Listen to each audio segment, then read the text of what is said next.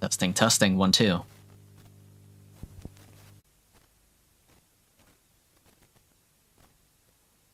All right.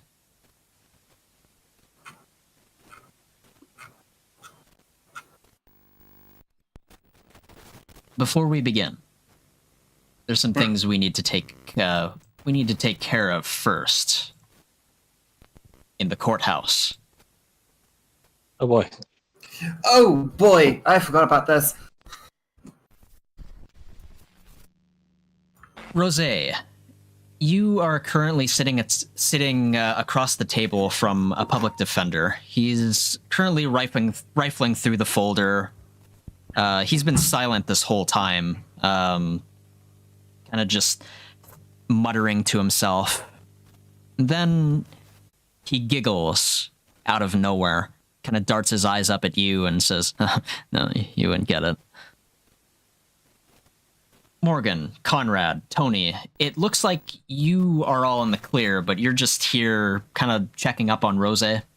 It looks like she's been in a really rough position after dealing with, her partner's injuries, plus the fact that her case isn't looking very good. Rosa herself is looking at assault with a deadly weapon, but Brena, that's murder. I should add, this probably doesn't help Rosé's case, Gorge, but throughout this entire, encounter, she exudes her, usual air of confidence, right? That almost, stuck-up-ish nature. She's not harsh, she's not, how do I put it, spicy at all. She's implied in everything. But there's an air to her, and it could be seen as a bit grating sometimes. You've been keeping up the air of confidence for the full, what feels like half hour this public defender has been sitting across this table from you. Mm-hmm. Tony, if it's one thing lawyers usually do with their clients, it's either discuss strategy or get the cop out of the room. This lawyer has done neither of those things. I'm surprised. Is Tony the cop on this case? Slams hands on desk. Now tell me where you hit the bodies. 28 stab wounds.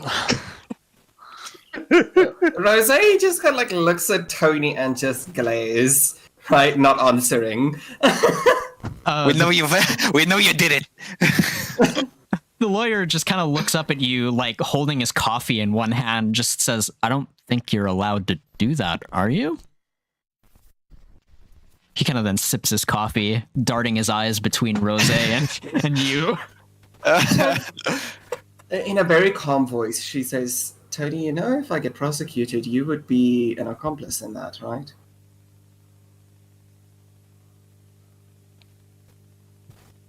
Hey, don't worry about it. I know everything there is to know about the law. So, tell me, how many parking spaces were you parked across? All of a sudden, the door opens up. Hey, what are you doing with my client? Hey, no, you know the rules. Hey, you, Mr. Officer, you in the uniform, you know the rules. No talking to my client before I've had my speak with him, okay? Okay. Hey, who the hell is this guy? He flips open an Arasaka business card and says, "Here, I'm representative of Arasaka. I'm here for the client." Would Rosé know this man? Kind of his job title or kind of just anything? Rosé. She would be, I think, quite well informed with what she has access to in Arasaka. Rosé, you remember seeing this man, but not within Arasaka's employee files. More like their most wanted files. Apparently, this guy is guilty of property mismanagement. Specifically, cyber augmentations. I see. Those same cyber augmentations are the ones that you are seeing on his eyes, his ear, and the base of his skull. Rose kind of like mentally jots all of this down, but she does not betray her notice. She's still like kind of calm and almost surprised, and puts up the act of being now offended by whomever this is in front of her, wasting her time. Yeah, I was wondering when one of you guys would get here. I've been sitting here waiting for this this janitor to get done cleaning the place up. I thought with the public defender as I walk out of the room. Yeah. All right, rookie. Go get us a cup of coffee. Would you? Double on the double. The PD then just kind of gets his books and says, "Okay, it's not like I wanted to break anyway." And then leaves the room. As he leaves out, Rose also places like an order for a coffee, but it is so fucking long and complex and specific, right? So like it has to be exactly 17 milligrams of syrup, and any more, and I will fire you. As you detail your order, the rookie kind of like leaves the room with Tony. Just kind of waves you off nonchalantly. Hey, you just get her a latte with a double espresso. She can't tell the difference. I want a cappuccino, not a latte. You know this, Tony. Oh shit, she heard me. You've been talking with the cop over there? Cross kind of whispers in your ear. Is this the person standing next to Rose? Correct, yeah. By the way, Conrad Cross, attorney at law. Another Conrad. Wait a minute, another Conrad. I'm the one. The only. No, the second. I'm sorry, you're the second Conrad, I know. Behind me stands the first. You better not be conning us. Well, what's your last name, Conrad?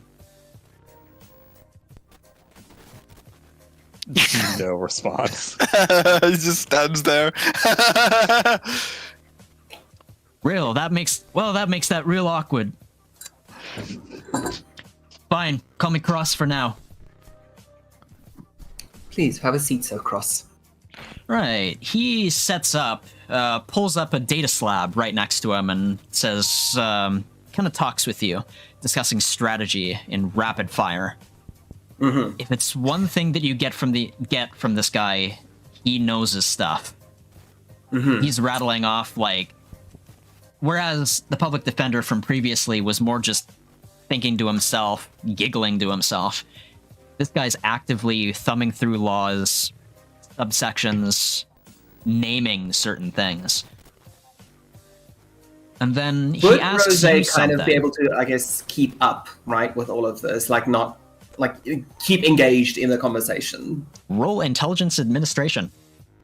Ooh. Oh damn! Bet you didn't expect that skill to come up. Is Rose intelligent? Yeah, she's not bad. It's like I'm in medical school again. Well, you're smart enough to know that this guy's on another level. Mm-hmm. Yeah. Partly due to the augmentations he has. Mm-hmm. You reckon that the reason he's thumbing through this so fast is because of those. No wonder Arasaka wants him. Noted. As this line of thought crosses your mind, he juts in and says, "So you are Arasaka, right? You know, I wasn't Correct. reading the log wrong. Okay, right. So they clearly don't give a shit about you then. Correct. Yeah.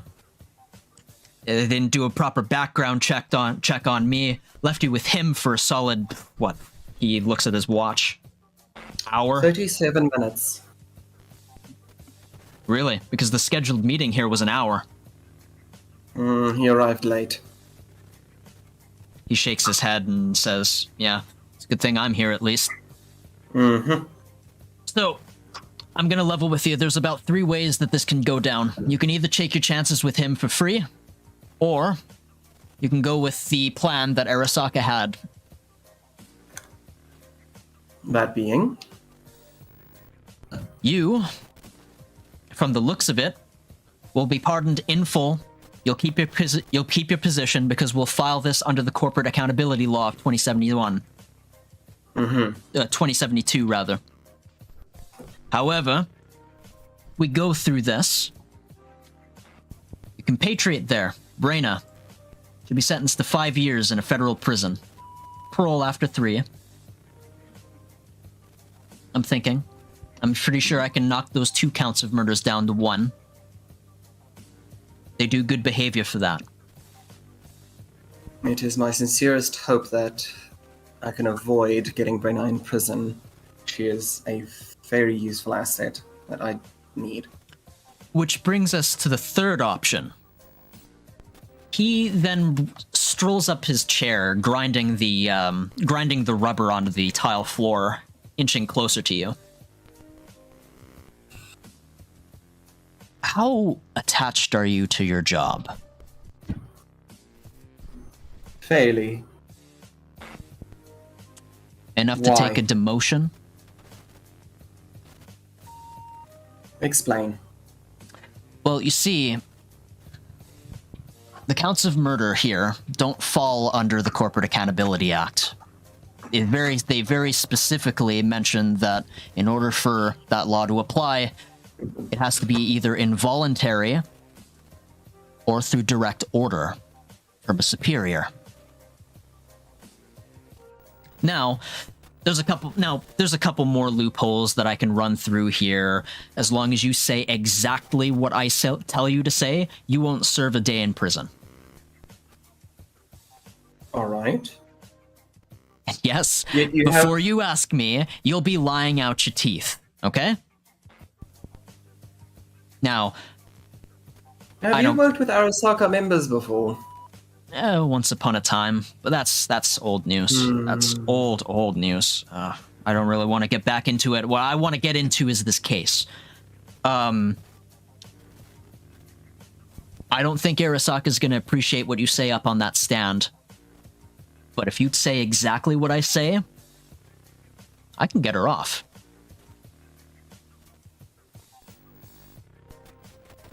A moment, if you would. Rose kind of like looks over to Morgan and Conrad. I would ask for your judgment or your take on this. What do you think? Question. Well, actually, I'm assuming this is happening like before our quote-unquote level up and all that entails. Right, this is at post level up. Yeah. Before. Oh, so the level ups happen like after this. So Yes. So all of your level up stuff is applicable now. got it. I assume Rose is sort of the big money for a rinky-dink apartment.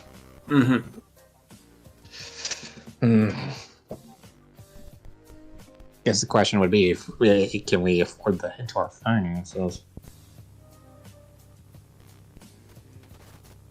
You know, if finances are a problem, I could hook you up with a few fixers.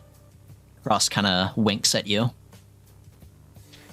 As much as he is able, I guess. Yeah. Given that he has no eyes. There's like a little LED on one of his sides that's just blinking like green. He makes it blink off and on, off and on. Well, if you want my opinion, honesty is the best policy, but it's your career on the line, so. He then I would hear this. Cross then option. folds his arms in front and responds to you, Morgan. Yeah, the only thing honesty ever got to witness is a life sentence.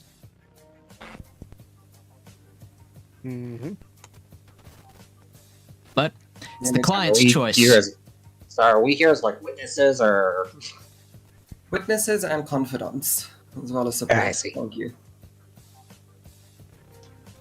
I'm not talking about sick days. I would hear what you would recommend. So, Cross, I would attempt to approach it. Okay. So do we have a deal or no deal? She holds out her hand and is ready to shake on it. All right. He then shakes your hand.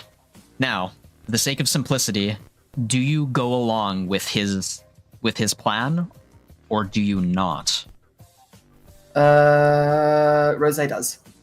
He If does. it means kind of getting Brenna out of prison, how do I put it? Her kind of like order of operations here, right?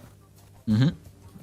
Brenna's, I guess, case takes precedence over hers because it was her own judgment and her own calls that got Brenna to where she is now, so she falls responsible. Honorable. That's one thing. Rose may be a bitch, but she takes care of her employees.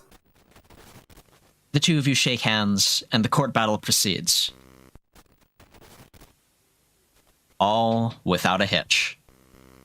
True to his word, you are free. As is Brenna. She's not completely out of the woods. Like, she still has a parole sentence for about 2 years, which one of the conditions is that she cannot be armed. However, that's for 2 years as opposed to in jail for upwards of 5.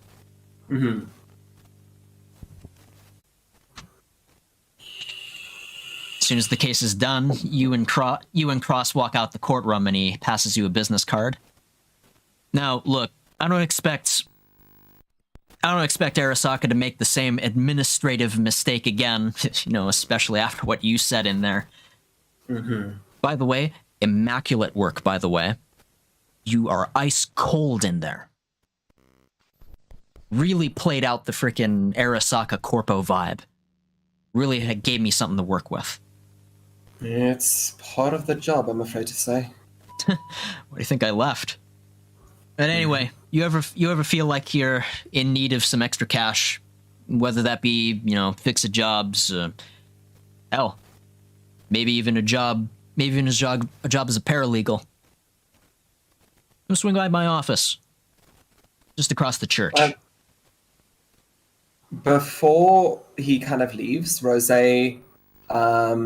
also just, I guess, not pulls him aside, but finds a moment just to speak in private, just to say, you have done me a great service today, and likewise, if you ever are in need of a favor from within Arasaka, you're at liberty to call me. You have one. Can you get them off my tail for the next year? I can try. Well, good luck. From the looks of it, probably going to be starting back at ground zero as an agent. Not much access you have from there, but appreciate that. Enough before. And you'll crawl up again. He engages the key fob to his car. It's quite a luxurious car. And then he pulls out of the parking lot, and you are left at the front of City Hall, waiting for public transport to bring you back to the apartment.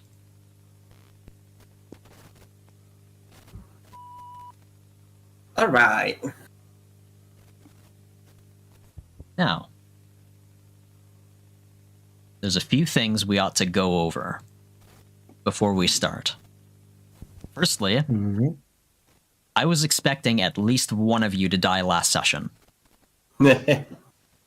So, allow me to put this in here now as opposed to later. These are ghost rules. You become a ghost when you die. Become a spoop. So, you want to read this out on your own, or you want me to go through it a bit? Go through it. I want to. Okay, so basically, when you Do die, it for the audience. when you die, for real, on God, no cap, you become a ghost.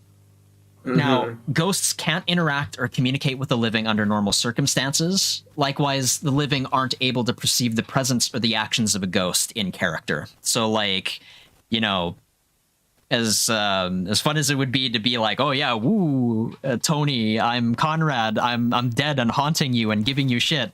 Tony can't hear you, nor can he get any information that you may have. So keep that in mind.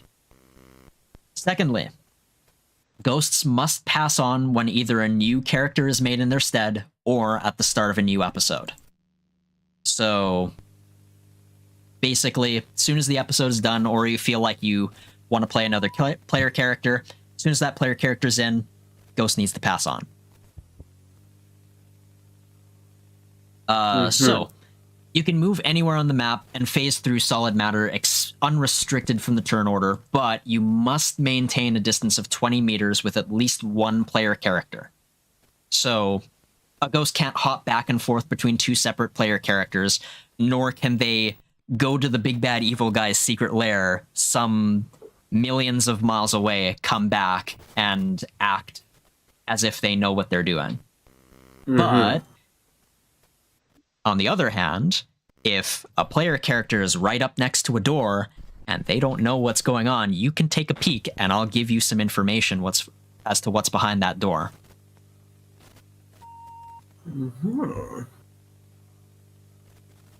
What are you going to do with that? Well, guidance beyond the grave, of course.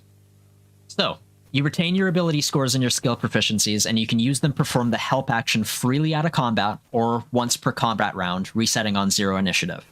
Additionally, you start with 6 guidance points, which can be spent on the following. You can either spend one of them to go boo. So when you do that, you force a group of NPCs to fail a successful morale check, a single hostile NPC to reroll a single attack roll, or distract an NPC not in combat. You gotta specify that after you do the spoop thing. Do the boot. Yeah. Yes. So after you do that, just specify what you want to do with that, and then it happens. Now, if you're a warrior, you can spend 2 of those to gift a player character the effects of Vetluck. If you're an expert, you can spend 2 guidance points to give the player character the effects of I'm Feeling Lucky. But if you're a psychic, you can spend that same amount to use one of your core psychic abilities. Any of them. Telepathy, teleportation, telekinesis, anything. Gotcha. Suck. So, let's test this, why don't we?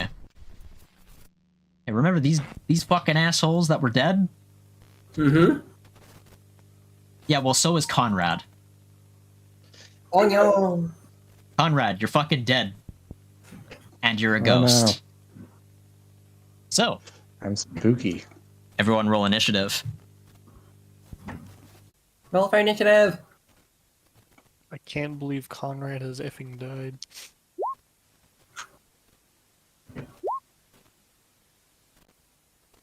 Initiative.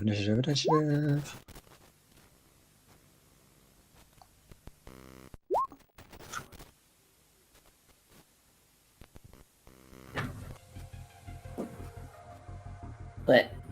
No, it's meant to be a... Yeah, you finally get to see what he looks like under his mask. Unfortunately, the bullet is what opened up the mask and his head. Behold, the headless, faceless face. Yes. Sorry, I fucked up the initiative. Give me 1 second. Yeah.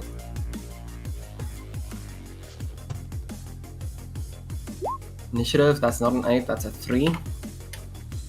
And Brenna's is a 1. Okay. Yeah. Right, sort that out. There we go. All right. Let's get back into the combat swing of things. Morgan, what do you do?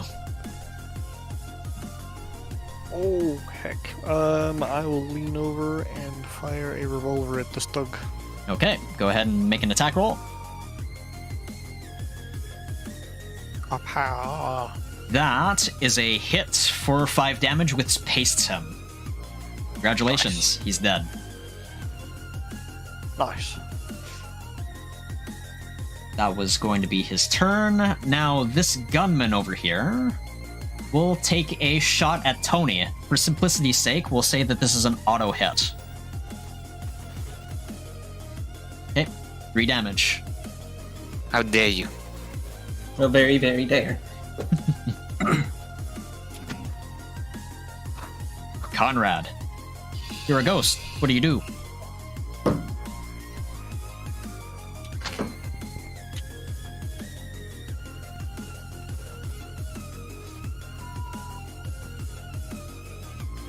Conrad. Yep. Sorry. I had to get up for a second. Oh, all good, all good. So, I'm spooky ghost man. Yes. Where's Rose? There's Rose. I'll go over to Rose and help. Okay. So, whenever she makes an action, you can go ahead and help her. Yes. This thug kind of like does a kickflip on a skateboard over top this car and starts whacking you across the face with a stun baton. Bitch! This is an auto No. hit for 1 damage. I'm squishy.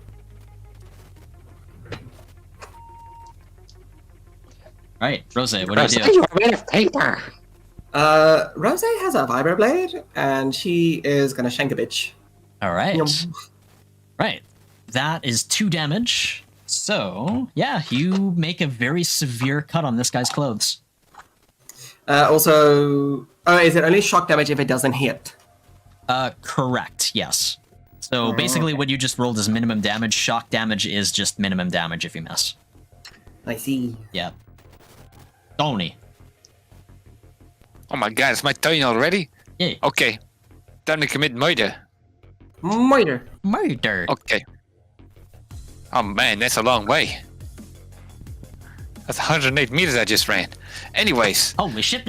I'm gonna duck behind this car and shoot this thug in the face with a shotgun. Gotcha. Do I have a combat shotgun or just my regular shotgun? You can use it whichever. Combat shotgun Blam. it is. Burst fire shotgun. Wonderful. Very nice. Just a hit. With a 14 damage. Blam. That's a good fucking roll. Yeah, shotguns are nasty. Now, the 2 gunmen over here. Again, as per the previous ones, these are going to be auto hits. Both towards Rose. Quick. Ow. Ow. 1, 2, 3. 1, 2, 3, 4, 5. Owie. Okay. Now, Conrad, is there anything you'd like to do here? Rose looking not good. Would take that as a no. Reyna. She has a katana. runs away like a bitch who doesn't want to go to jail. No. Morgan. I forgot I was melee spec'd. What's our speed? 20 meters, but for this, just move wherever you want. Hello. Baseball bat. Jesus Lord, that icon is taking a long time to reach its destination. I did some shenanigans. Oh, I see. Okay. Anyways, I whack him in the head with the baseball bat. Alright, I don't know why that got me, but it did. Jesus. Oh. Played me. You fucking played me. I thought Roll20 glitched out. Alright, yeah, the gunman's dead. That was 4 better than my revolver. Cool. Alright. Gunman then proceeds to take another shot at Rose. The fuck do you have against Rose? Dead. Conrad, anything you'd like to do?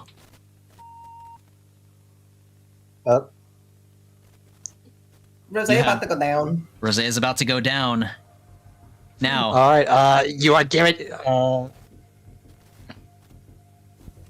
So.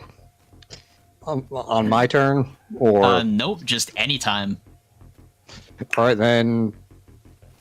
Here. Suck. Alright. So, Make your roll. Yes. So let me see. Level 1 and 1d6 plus 1.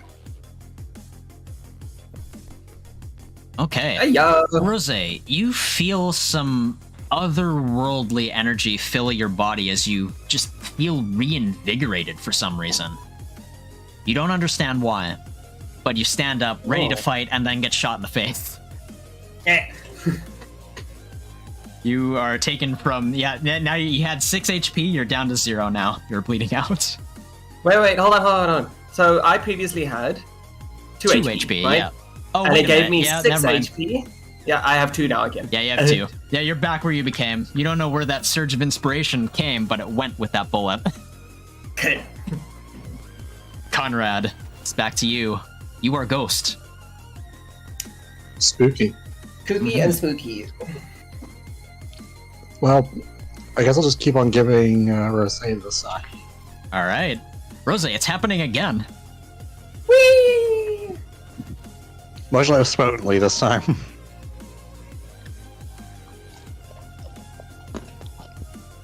And Where's my butt feel what do you tingly? decide? What do you decide to do with this newfound inspiration? Bang. Nice. Car, it impacts the car and it sounds the alarm. Tony, it annoys you so much that puts you into a rage. What do you do? Ah! Try and move the car and start shooting. All right. Burst fire. Only a 6. I'm not accurate. Your in blind my rage fury. causes you to shoot Morgan. No. Take 7 damage. Conrad, I need a medic bag.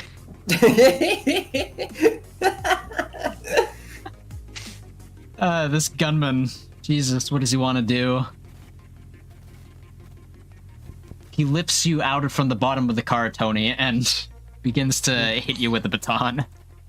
You gotta get up on this car as well. Bang, bang, bang, bang. Yeah, face me like a man. Morgan, what's up? Go behind him and take his knees out. All right. Baseball bat. Bonk. Boink. A high-pitched squeal comes from him as he falls off. As he falls off the other end of the end of the car. Look at his knees! You know what? I hit what I can hit. The poor man! Jesus Christ, Morgan! All right. Well, that's the sim combat done. Do you feel like you understand ghost combat? Ghost shit? Yeah. Kooky and ooky. You completed the ghost tutorial.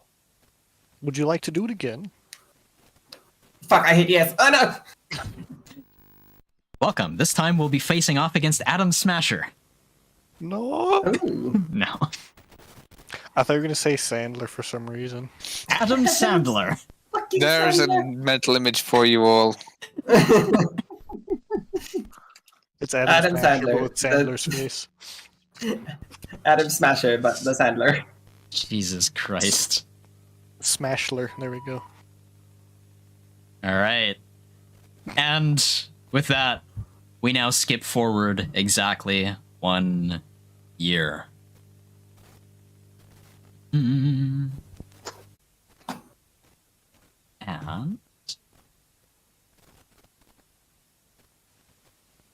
do I not have this file? Give me a moment. Oh no. The file. You lost it. I scram.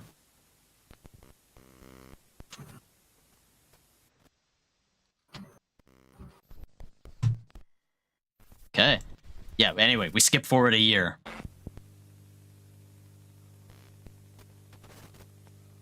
The year is 2081. 1 year has passed since Deadman's death. Moral panic builds as the Central Health Authority begins an aggressive push for crimson treatment, and a series of kidnappings and grisly murders dominates the news cycle as the NCPD fails to stop them. Meanwhile, a scantily clad woman struts up on the top tile floor of a doctor's office. She is covered in the blood of her captives, atop a ritual circle surrounded by candles and robed cultists. The rhythmic stabs of her high heels punctuate the unified chants of the room as they each bring out a knife, slitting their own throats in unison. The dancer falls to her knees, eyes roll to the back of her head and mouth open wide. As light explodes from her face, it burns away the prisoner's eyes as an unholy power overwhelms the room. Then, a doctor unlocks the door, filling the room with fluorescent light. He yawns as he flips open his notepad and assists yet another ailing patient into the pristine, empty office.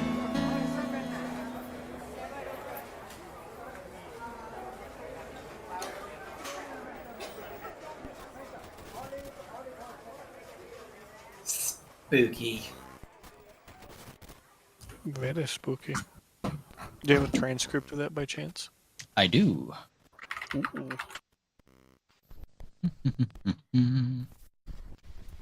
Anyway, I'll post it after. Okay, sounds good. Where are we now? Morgan, you have been working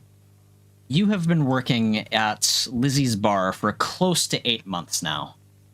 You've been a bartender there and you've seen your fair share of sights, but one that you're not accustomed to seeing is police tape in front of the door. Oh. There are a bunch of NCPD officers in plain clothes, detectives clearly. They're arguing with the bouncer at the very front of the door. I call out to the bouncer. What's happening? What happened? Pigs want to make this their investigation. I said we're handling it internally. We had Convex Detective Services across the street handling it. That's what they're gonna do. We're not gonna get NCPD on this. We don't need them. The investigator in front of her then says, "Look, this is a series of murders. Okay, this has been happening over the course of the last year. We think this is connected, and we think that we can finally get a lead on this if we get in. Can you just talk to your boss, let him know that it's Thompson. Okay, Thompson wants in on this." Well, you can get Thompson to squat his way down here himself. Morgan, get inside. I oblige. Right. The club is eerily quiet. There's a big feeling of tension that permeates the air, as well as the smell of death. When you enter the room, a pair of Mox guards kind of like usher you in and kind of like steer you away from the bodies. There are 3. A Mox bodyguard, a rocker boy that was here after hours, and a fellow bartender that you knew quite well. Full D4 stress.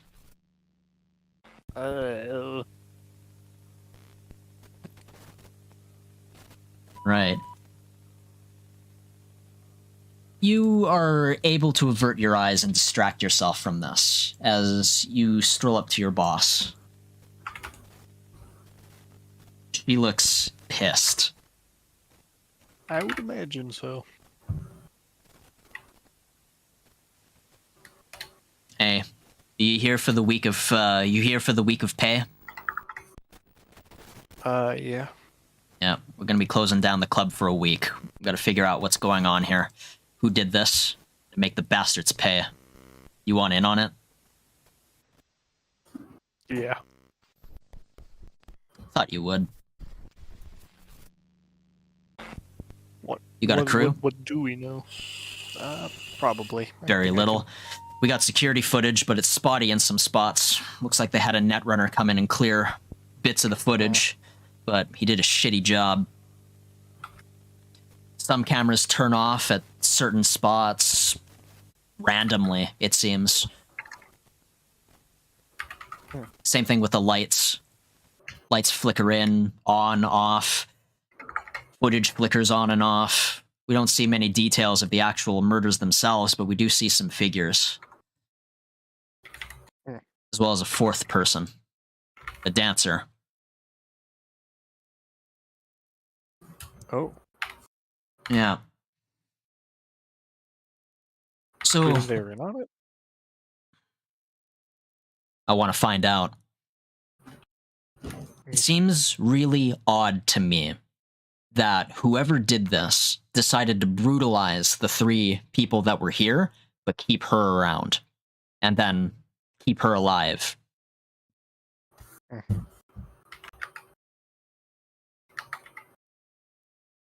But we I'm got a not sure what to tracker.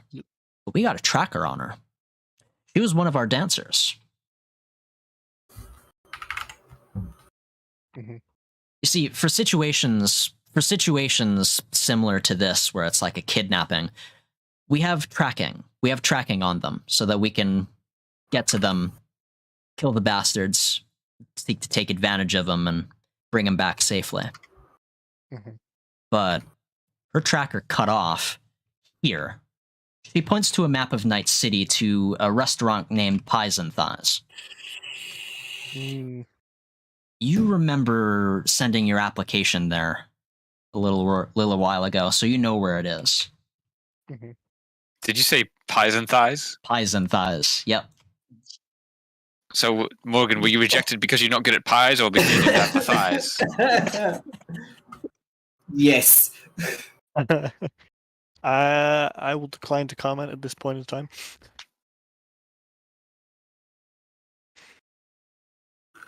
It's like, who does but for leg guys? I couldn't make good enough apple pie. That's my fault. So, do you mention this to your boss that you were applying there? At one point? Yeah, I'll mention I did send an application there before I ended up here. That's kind of freaky. Well, why don't you follow up on that? Start asking some questions around there. See if you can find her. See if she defected. Mm-hmm. All right. Okay, you do this. If you get any information that helps us figure out what happened here, we'll pay you well. 10,000 creds. Well, Lizzie's Bar's right. security is something that I take very seriously. So you can make this place you can bring him to justice, make this place safe, continue to make this place the safest bar to be in all Night City. You have my undying gratitude and my money. Now, get out there, got it. make me proud. Yes, ma'am. And I will. Then she hands you your week of pay. Oh, So, get 100 credits. woo!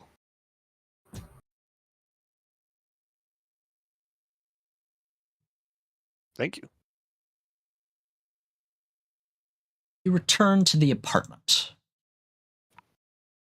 At this point. Oh no, Craig's not here anymore. He's dead. No, Craig. That's in the chat. F.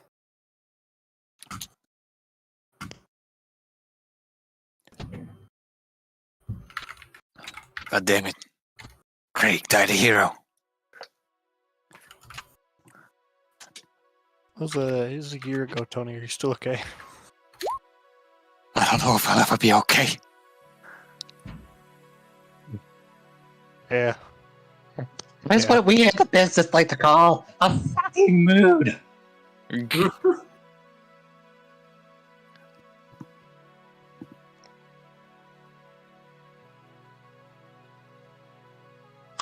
Your comrade's voice, echo from his room as he eventually shovels his way out with his Hey, mask on. comrade. Sometimes I can almost hear his voice. You Tony, that just means you haven't had enough coffee yet. Let me make you some. Much obliged. All right, Rose, you go over to the coffee. For once, you are well stocked. Well stocked, and for once in her life, capable of making coffee. She has been practicing for the last year. With the assistance of Morgan's tips, of course. Yes. I did my best.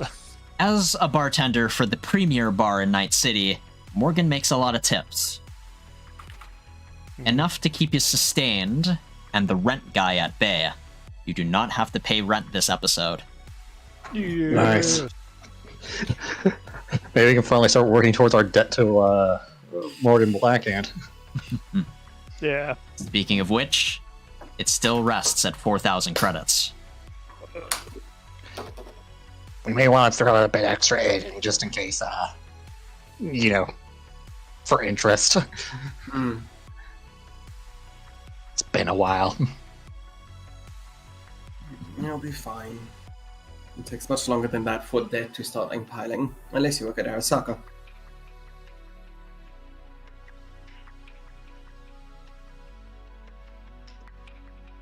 So, it's at this point that Tony receives a phone call on his compad.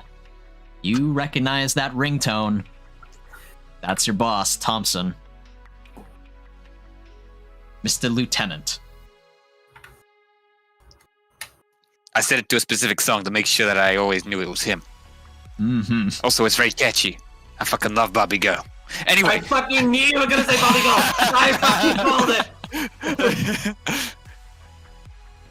I let him hang on the line for a bit whilst I sing along to the chorus. Anyway, and then, Man, and that then I is pick an up. ancient song. Listen, I like classical music. Don't hate. There. Don't hate. Classified classical. Hey, boss. Hello.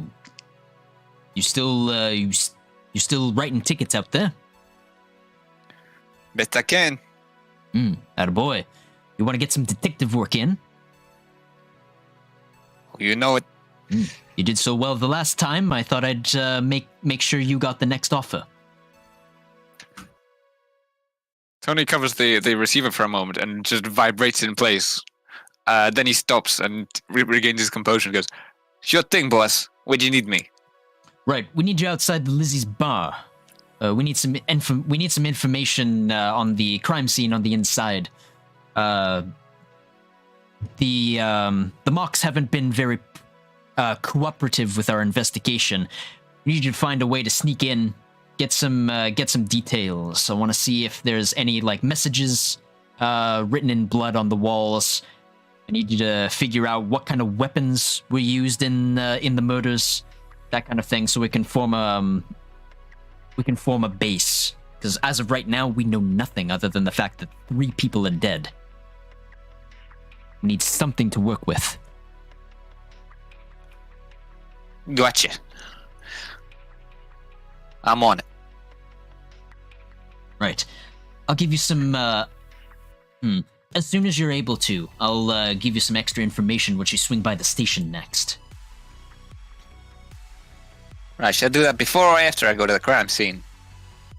Your choice. Alright. I'll talk to you soon. Yeah, will do. Got the boss crawling on my ass today. God, you're so Even hands visceral up. with your metaphors. Anyway.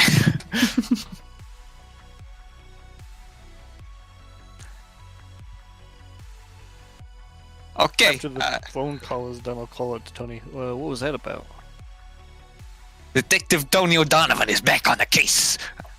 Is I it about pose- Lizzie's bar? How did you know? That's where I just came from. I'd give you a little bit, because the Mox want me to try and take care of it, maybe pull up together a crew to figure something out, so looks like if you don't go there and piss off the Mox, you can still get the case done if you follow my lead.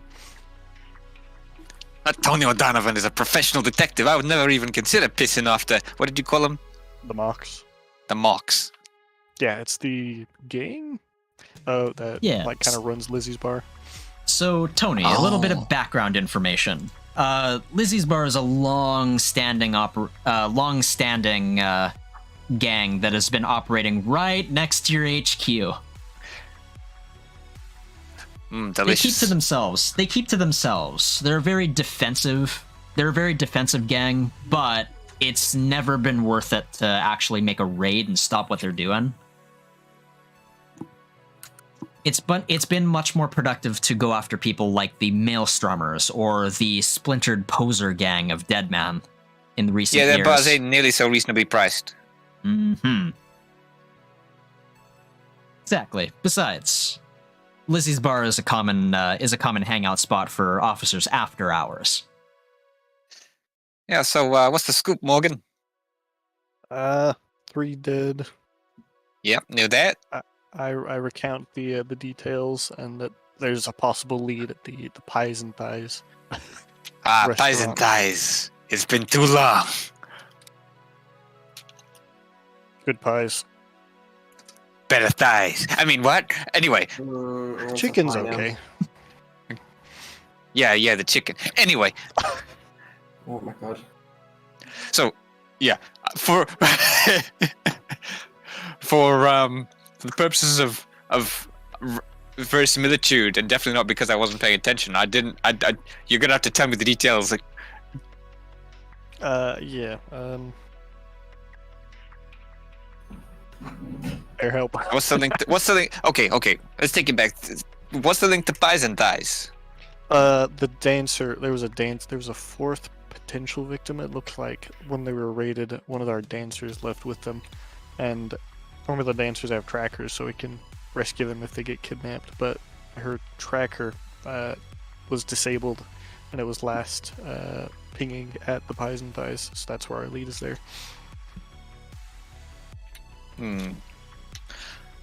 I gotcha. Yeah, it's a little disconcerting what's happening. Okay. You know anything about the dead guys and how it happened? What the? I didn't look too closely at the bodies. I'm gonna go look closely at the bodies. Yeah, you can vouch for me, right? And we can bring Conrad and Rose as well. I guess I could offer a medical professionals. Oh yeah, I was just gonna bring you along to weird out everybody so they didn't look at my badge, but that helps too. Might be able to get us in. I might organize a way. All right then. If this is what we're doing, let's go. Okay. Let's go. Maybe I should get more info from the HQ before I go there. Might help to contextualize. All right. Do you want us to come with you, or should we wait? Yeah, come on.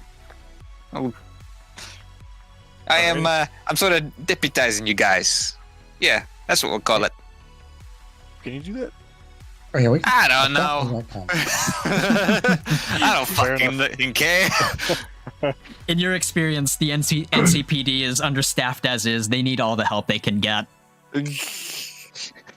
Sure. While we're in the car, I'll check my email, see if I got anything from work on my compad. So I recall correctly, you actually did get compads last time. Yes, you did, Last and your session. plans are still your com plans are still good. Oh yeah. I probably would have bought one because I have some money. I got everyone combats. Oh, you did? Okay. Let me just add it then. I'm on Okay. pay as you go. I don't trust that contract shit. No contract, pay as you go. So, you begin to set out. What vehicles do you take with you? You have two. You have two of them. You have Esmeralda My bad. and the motorcycle. Well, obviously, I'm taking Esmeralda. I really.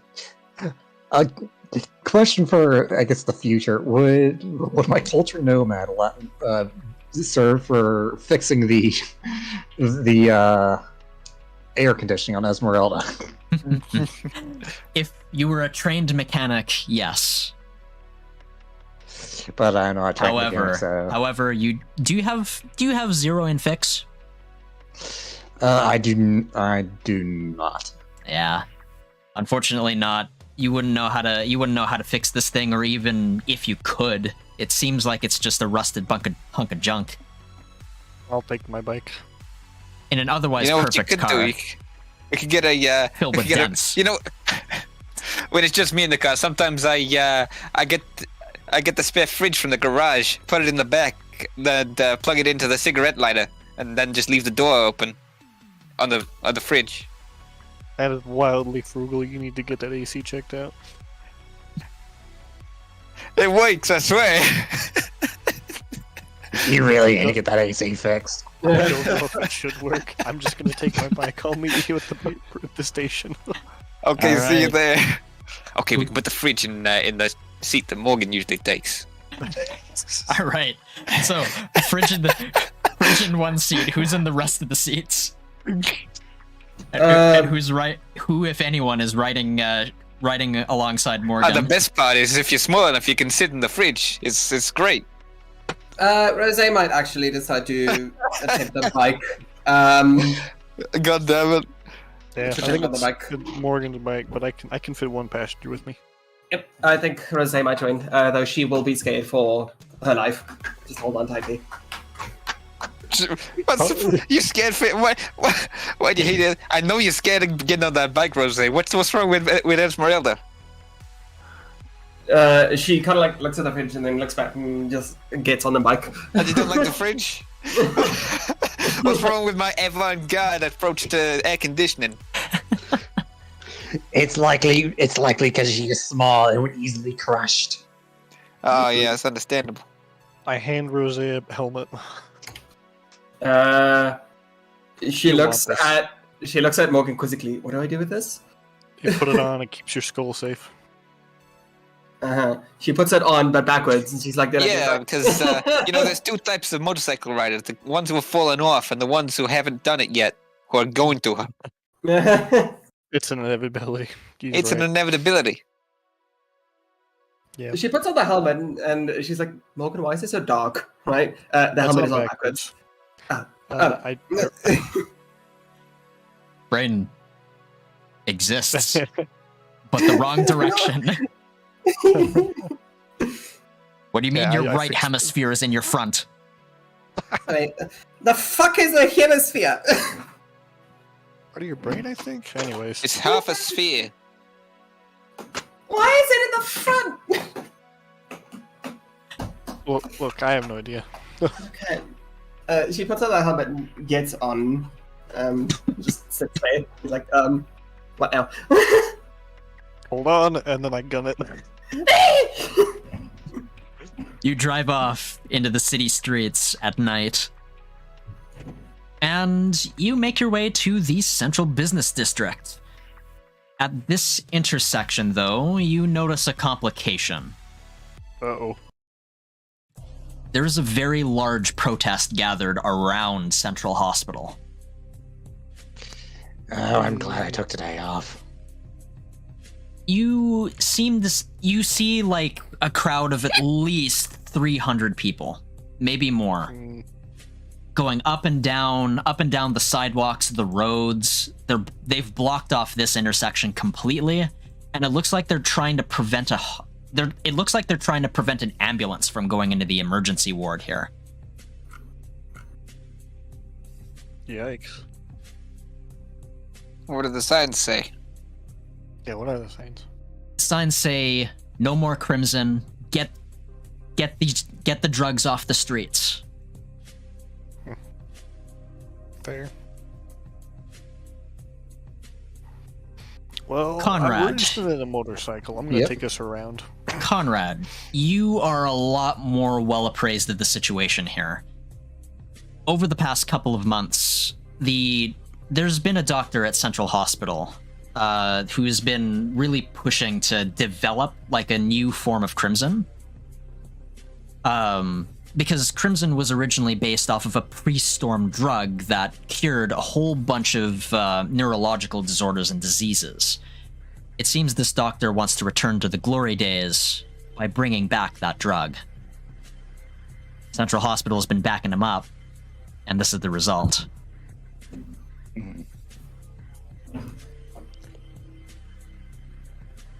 do wish that I at least kept that client. I did not get caught every time I go into work. I've had to carry my stun baton to work. Indeed. NCPD presence here is very strong. There, you see further down the line, there's a line of people in riot armor, just kind of trying to push people back with just batons and sticks. It's starting to get to a messy situation. It's no wonder your boss Tony is so caught up with other things, and why he wants you back on detective work. Because I'm the best at detective work. Definitely not because they're all busy doing other shit. Would it not be wise to kind of take a wide on? Yeah, These I'm taking vipers? us around. We're on a motorcycle, and we could easily get mushed by the protesters. So I'm going to take us around. Okay, well I'm gonna have to. Detour. I guess I'm gonna have to mount the sidewalk and hit as many of them as possible. Please do not. This is Nick Cage and Pedro Pascal right now. Right, Morgan, Rose, each of you make a not a dexterity check, an evasion save. Oh, Oh, hells. Yeah, it's so close! Yeah. it's a good thing I gave you a helmet. You make a cut Wait, across. hold on. Is there no way I can like use any of my skills to like add a point to that? Hold on. You can do expert reroll that classifies any dice roll, which this is it. I wouldn't be able to do anything for it, I don't think. Yeah. Once per scene. Yep, Scene? this is a scene. Yep. Feeling like It's like, babes. Yeah. No. So, Morgan, you decide to take a wide berth around the hospital. You go down one of the roads that you presume is safe, but you woefully underestimate just how widespread this protest is. Another line of protesters come in, and as you make your way through, some of them try yanking you off of the bike. Oh. Both of you, Rose, Morgan, take D4 stress. What the heck? Oh, frick.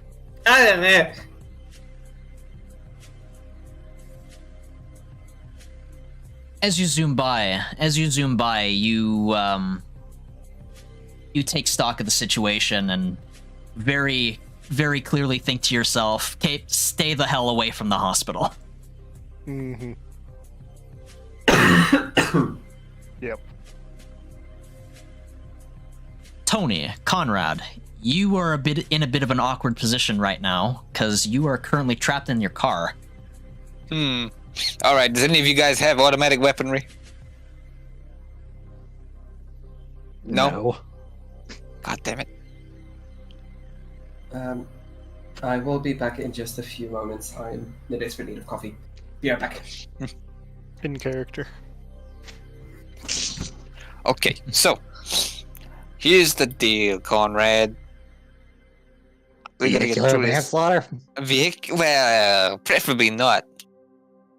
We just gotta be as threatening as possible. What's the plan, Tony? Okay, do I have the combat shotgun? Your combat shotgun is currently in your lockup in the NCPD Okay, compound. Just a regular shotgun then. Regular shotgun, yeah. Oops.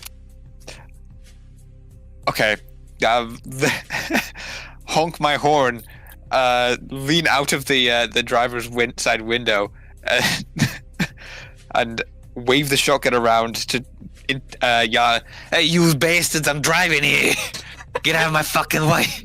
All right. While he's doing that, I will help by just doing like a low burn of psychic power. She was sort of sitting there at the side, with glowing eyes. Right. So, what kind of skills do you have that would help you with this, Tony? Okay. I don't have perform. I have talk. Yeah.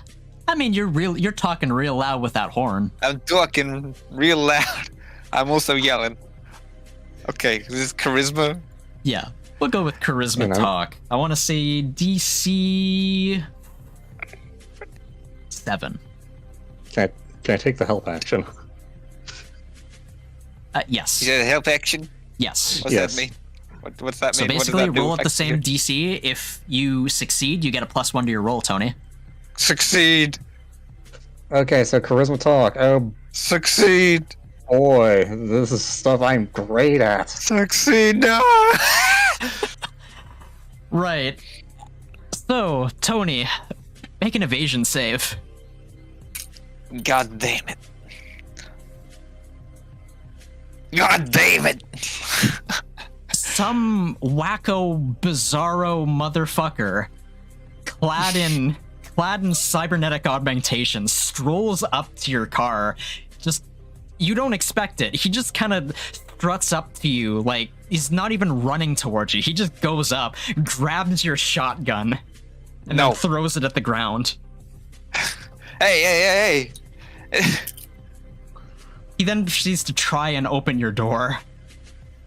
Stun button. All right, I roll to reach hit. over with the stun baton as well. Roll to hit.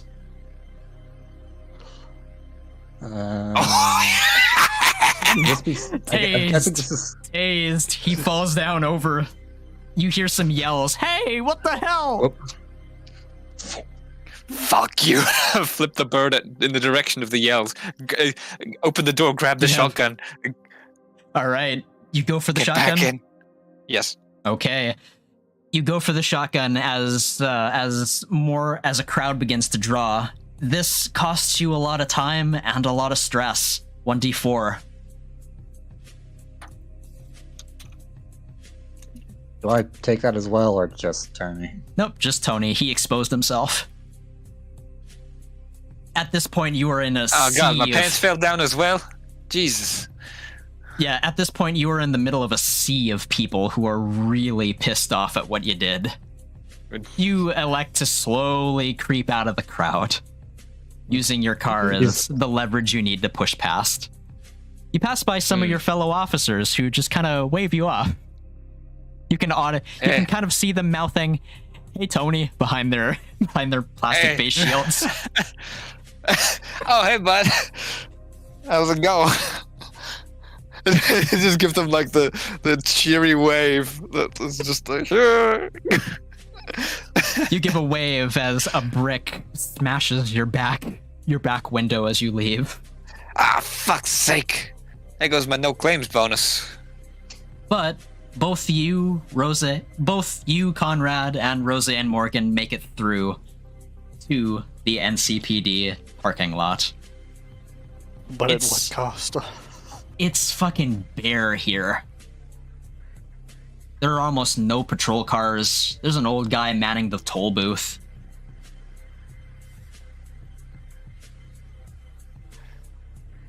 Hey. Oh, hey, Benny. Hey, Tony. Everybody else out having a good time today? Not really. Having a grand old time. Yeah, you could say that again. Okay. Thompson's buried in paperwork upstairs, and his associate, he's leading the charge out there. He cocks his head towards the hospital. It's nice to see the community so passionate about drug control. Anyways, Indeed. He swipes. You give him like your ID card. He swipes it. The ticket barrier opens, and you're let in. Alright, see you later, Benny. You too, Tony. You too. Alright. Right. You make your way up the the NCPD corridors. Not a lot of people at the office today. Although, you do catch a glimpse of the boss, the chief of police. He's a quiet old man. Kind of proud. Wears the uniform with pride and kind of smiles at you as you approach. Ah, hello, Tony. I see. What do you say? Oh yeah, Chief. Morning, Chief. Please. Nice to see you here. Please. Ryan will do just fine. Sure thing. Chief Ryan. He nods and shakes your hand. I see Thompson's got you doing stuff above your post again. It's good to stretch my legs. You know, it's nothing to it. Well, have you considered asking for a promotion in all of your 4 years of work? How long have you been working here again? How long have I been working here again? That's a good question. Only you know. How old is my character? I don't know. Alistair, we can hear you stirring. Oh, apologies. Do I have another tab where I keep this information? Dear God. Nobody ever asked me how old I was. I've been here as long as I can remember. You and I have that in common, Mr. Officer O'Donovan. But, I've noticed you do this a couple of times in the past year. Do consider asking for a promotion instead of just taking work for free. He then pats you on the back and continues down the hallway. I lean over to Conrad and say, "You see that, Conrad? The chief of police knows my name. Both of them. How'd that happen? What'd I do wrong?" Maybe it's not what he did wrong, for once. Oh, no. Anyway, I gotta go see Thompson. Oh, and also, I presume that the other two have caught up with us as well. Yes. As this happens, you're waved through the security barriers, and Morgan and Rose join up with you. As they kind of like park, Rose just gets off of the vehicle and almost like kneels onto the floor. Oh, sweet Earth, how I missed you. Please never move that fast again. We're only going 40. I thought it was like 140. Just feels that way. That's why I like it. So nobody ever teach Rose astrophysics. I like them. The lot of you make your way over to Thompson's office, where you hear the scattered sounds of copy machines and the sight of piles upon piles of paper. You see this, fellas? This is why I've been staying in traffic.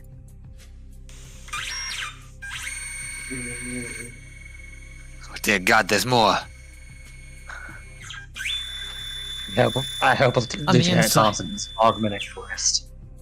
On the inside, you can see Lieutenant Thompson just trying to support his head with his arm. His desk is buried. The floor is covered in stacks upon stacks of folders. He looks at you and says, "Oh, hey, you want to go through the info or what?" Yeah. I got an insider who's gonna get us in there. Shouldn't be a problem. Oh, perfect. Once that's done, you can go back to traffic duty. But till then, well, I think I should give you the scoop. We've had a series of outages, power outages, He gives you a map of the city, which you then look over on this main map over here. See, it started at the hospital. We got, we had a few disturbances there, moved down into the vice section, and now Lizzie's bar.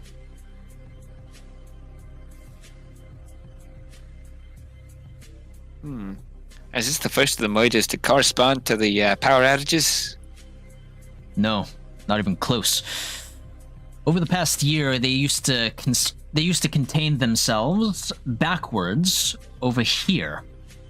It started in the mall, then there were a few on the streets of the hospital, some suspicious deaths inside the hospital, and some in these apartment blocks, some in the vice alleys, and now Lizzie's bar. If this trend continues, look what's next. Man, and I think it... I mean, it's pretty dead in here today. Don't think we can get it much deader. Indeed. Now, there's a link between all of these murders. The power goes out at seemingly random intervals throughout all of it. The murders are always grisly. And we can't seem to get any sort of footage through CCTV. Nothing. Is there some sort of consistent modus operandi? Yes. Aside from the outage? Like, The choice of victims, perhaps. Yeah, the victim profile, murder weapons. From what we can tell, it's crude weaponry. Wounds on the victims seem to indicate that it's not mono knives, it's not vibroblades doing this. Basic Just stuff. your regular kitchen grade stuff, huh? Yeah, that kind of thing. Murders also seem to appear right at dawn. Like the dawns of the new days. Like right when everyone leaves for the day. Isn't that when they're perpetrated, or that's when they're discovered? Seems to be when they perpetrate, yeah. That's when the camera footage cuts out. Let's see. Lots of chaos during the sweat rush, so easy to go unnoticed. Mm-hmm. While everyone's so focused on getting inside, Killa goes in. Question: Would I remember know much about the murders that happened at the hospital, or was that contained from people in my position? A lot of them seems to have been like suspicious deaths, and by suspicious you mean like the kind where someone's scalpel clearly slipped off of this fucking drawer, and now, oh god, there's blood everywhere.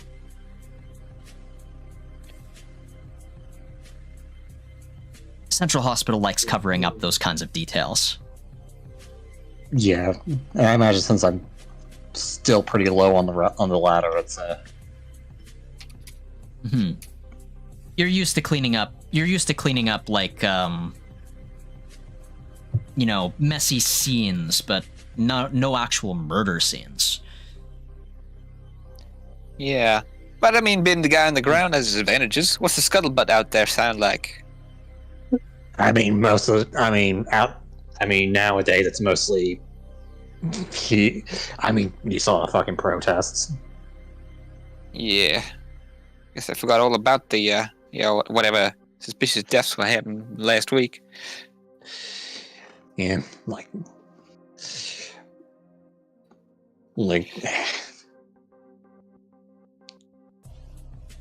do she at least kept that quiet? Like, hey. Instead of, announcing, oh, hey, we're gonna try and recreate the old version of Crimson that doesn't cause people to go crazy. Indeed. I've had to carry as I've said in the car, I have to carry my fucking stun baton into work. Yes. Oh, regardless of your stance on the matter, I'm sure that there's a lot of people that do still need Central Hospital's help. That's why we're out there. course. All right. Anything else about these strings of killings before I head out there and look at the scene? Yes, just one extra detail.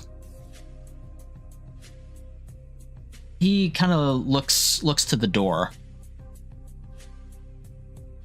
Kind of gets up and says, "You sure no one's looking?" I can. I'll look around. I can tell my bodyguard to hold watch at the door. All right, you do so. I'm also having a glance around. If you want my personal, professional opinion on the matter, this has got Central Hospital written all over it. There's some things that I neglected to mention. All of these murders were in areas that Central Hospital wanted to get tests done. Those human tests. People who lived in the area. Those same people, they're the corpses. People who lived in the area. Mm-hmm. You know the apartment blocks that surround this place?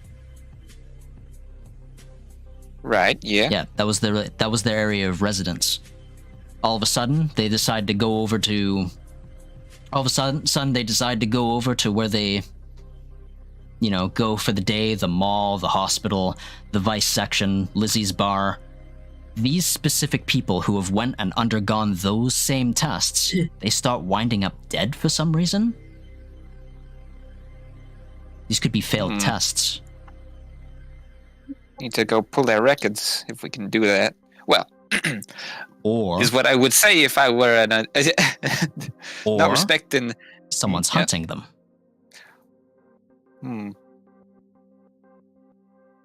Who or what? I don't know.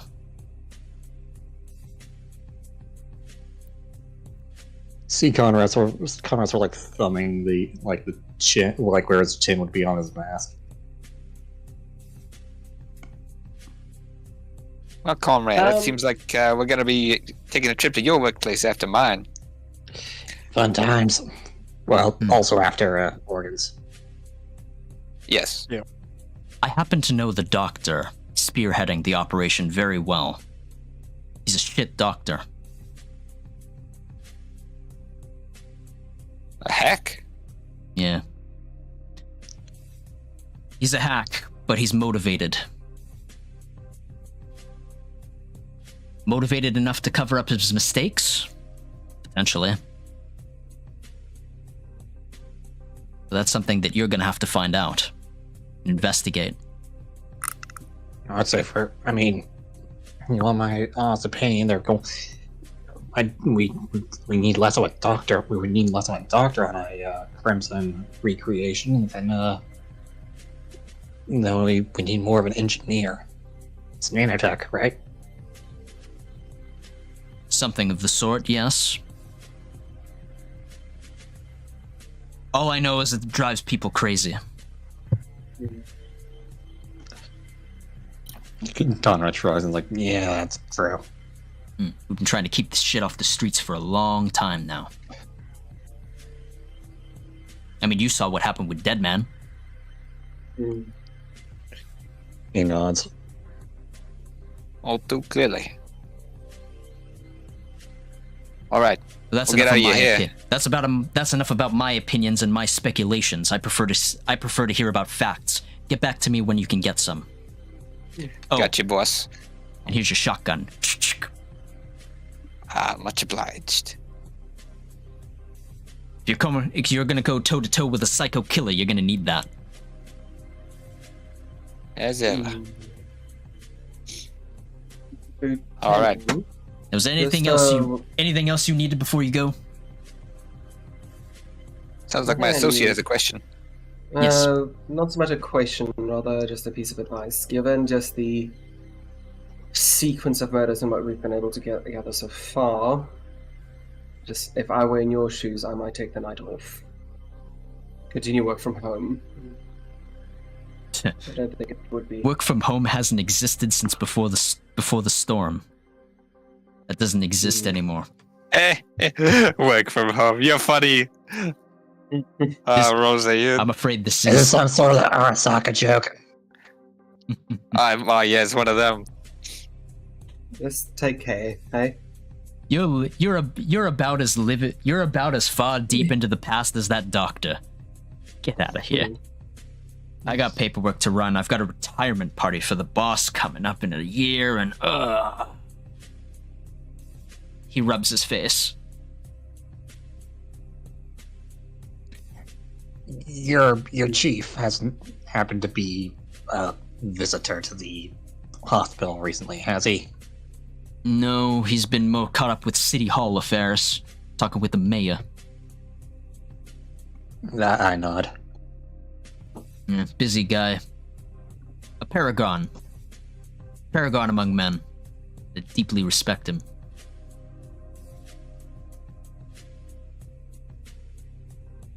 But anyway, you're distracting me. Get out of here. All right, Right, fellas, let's get right. out of here. We gotta go to a bar, and then we're going to Pies and Thighs. Yep. Well, that was the plan. Okay. So, do you leave your cars in the parking lot for now, or do you take the car there?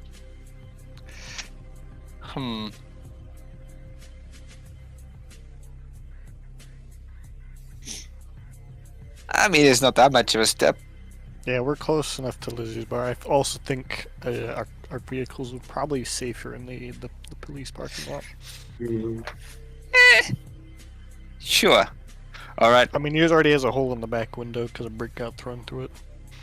you're right. I can't let anybody see Esmeralda like this. So, Hang on, let me call my insurance. Maybe they can get a guy out to fix it while we're doing this shit. Oh, there's a plan. I thought you had more pride in your vehicle than to let somebody else work on her. Listen, getting the window replacement is a bit different. It's just a window. right, you've got Say Vesper that to Mechanical. Esmeralda's face. You've got Vesper Mechanical on speed dial. They're pretty grateful for what you did a year back, so you've gotten a bit of a discount. Hey, get that saving your ass discount. Okay, anyway. Let's roll. Quick question: Anywho. would I Yep. know the doctor, like the doctor's name that's running these tests? Yes you do, and I will be giving you that information fucking next session. All right. His name eludes me, but I'm sure His I His know. name is Dr. Victor Malone. Victor Malone, Jesus. I didn't even mean to make that a pun. What the fuck? I just thought it sounded cool. Alright, welcome back to Lizzie's Bar. It's been different last time you've been here. There have been some renovations. Bring your characters in.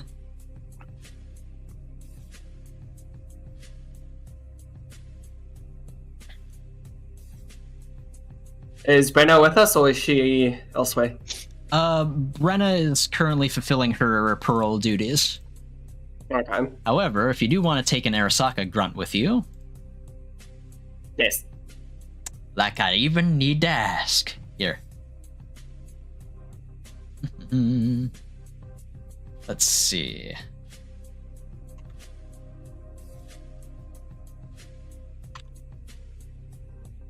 There we go.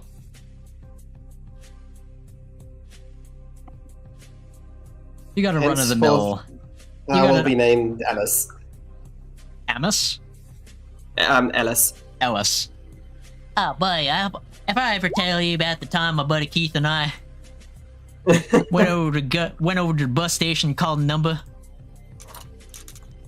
Mm-hmm. There wasn't no bus, let me tell you that. It's a truck. Oh god.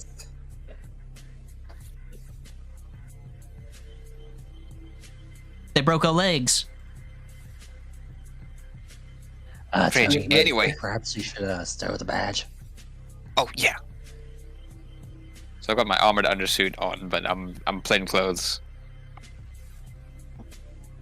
Do I have the Probably shotgun? also- I probably don't need the shotgun for this. Just the stun sells baton and the semi-automatic pistol. It probably sells the look of like maybe like a cyberpunk. What, the shotgun? I think it maybe. I did say I would put together a crew to help Yeah. figure out this nonsense. So I'm Okay, Morgan, you're taking point on this. All right. I lead us back up to. I lead us to the bouncer. All right. How's it going? Hey, boss closed as of right now. And then she kind of looks at Morgan. Is this your crew? Yep. Honored waves. The bouncer kind of like looks at you in turn. First at Rose, then Tony, then Conrad. Remember the Deadman incident last year? These guys helped me out. Quality crew, ex-Arasaka. Soon to be Yeah. ex-cop. She chews her gum. And Oh. you, I have no idea. Can I tell what they mean by that? In their medicine cabinet. No, I'm talking about why do they think I'm going to be a soon-to-be ex-cop? I think. It seems to be a vague threat. I don't like cops. Whatever. I'm a bastard. I'll cop it. No pun intended. Get in, weapons free. Hang on a sec. Yeah, you guys go ahead. I'll be right back. Oh my god. Are you sure you want to do that? Sorry, I can't hear Right you. now. Congratulations, you got a ticket. Yeah. Okay, have I gotten credited for my tickets from the last act? Yes. Can I wipe those off? How many tickets did you get last act? Total? A lot. Shit. Total. 2, 4, 5, 6, 7, 16. 16. All right. Times that by 2. That's how many credits you have. Money. 32. Yeah. I have exactly 99 credits. Oh wait. Sorry. Not times by 32. Times by 2. Jesus. Can't speak. Yes. That's So, what yeah, that's what I 32. did. Yeah. Okay. I thought you were timesing by 32 for some reason. Jesus Lord, No. what is my brain on right now? Anyway. Okay. Anyway. Let me just note this down.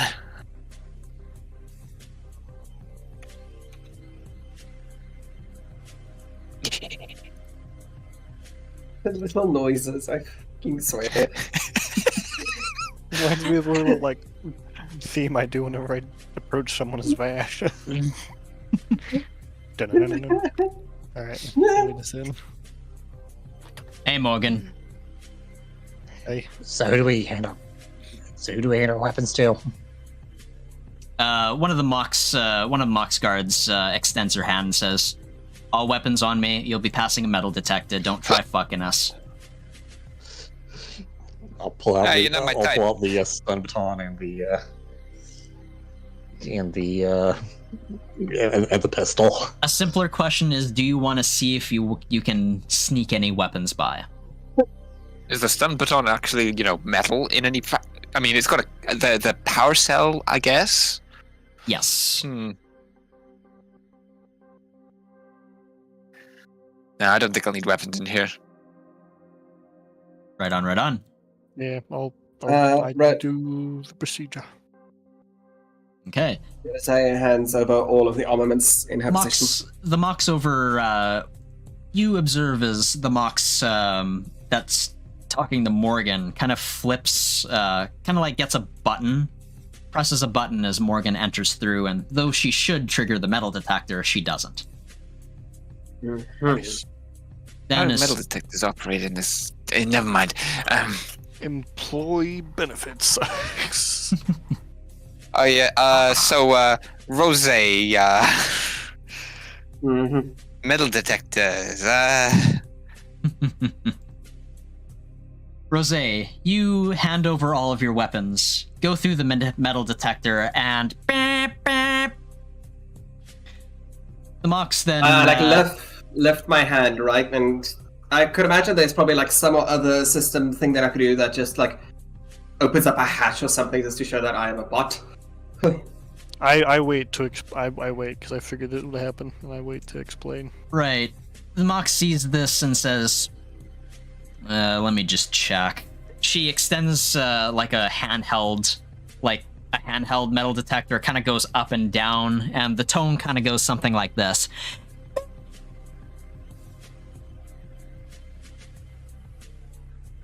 Man, that's the most unhappy metal detector I've ever heard. All right. She then holds the button and says, go on through. It's like being at the fucking airport. We take safety seriously here. All right. Also, just saying, Rose is fucking dressed for success tonight. She is in almost like not party clothes, but very good clothes. My mask might ping something, but otherwise.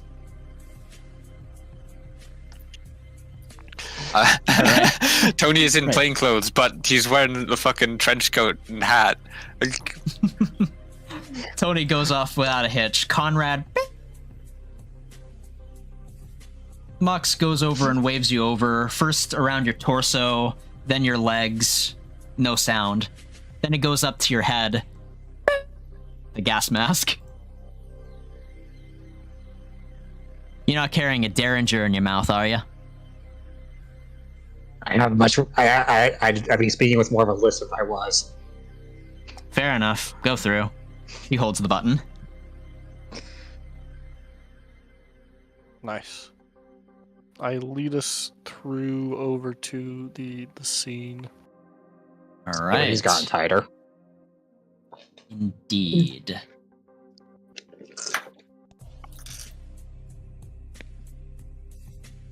So is my vocal cords. Ah!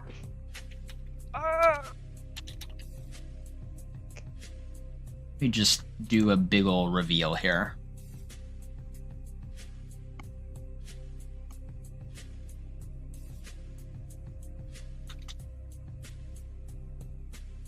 Oh my.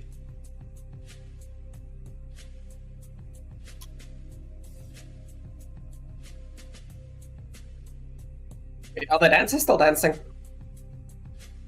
They're not supposed to be there, but, well, they're holograms, basically.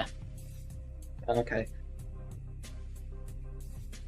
Yeah, they're holograms. Palace all over again.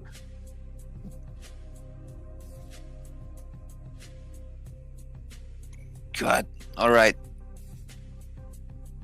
Yeah, I So- stand a bit away. I'm a little bit queasy. So.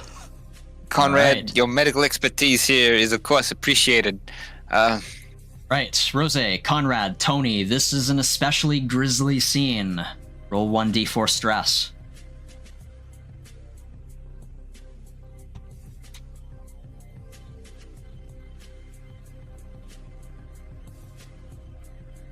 Hey guys, what are you doing over there? Oh, I'm gonna be sick. Where's the bathroom? Ellis why are you makes here? a mad sprint towards the bathroom. And he steps over the pile of what was once a rocker boy in so doing. Yes. Rose, Little red you're not ribbons. used to seeing this many of human innards. Now, Tony, you get some curious information here. It seems that, yes, it was the murder these do seem to be linked to what Thompson was talking about in terms of like simple weaponry, the lights going off, the murder scene being grisly, but you don't notice any writing on the walls. All right, that was part of the MO. It's part of the MO, yeah. At least, not here. So, are there any signs of what signs of resistance are there? Are there cuts on his hands where he might have raised them in his defense? Does he have any weapons that have been thrown off to one side? Give me a stab check. Okay. What kind of stab? Intelligence or wisdom? Thank God for wisdom. Yeah. Okay. This is a security guard wearing security armor.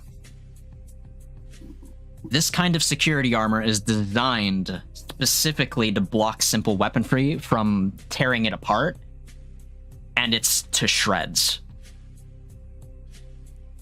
So, This has got a hell of a stabbing arm. whoever did this is either a cyberpunk, or these aren't simple weapons. And whoever's doing this is very well equipped. Could I do like a heal check to like see if I could serve?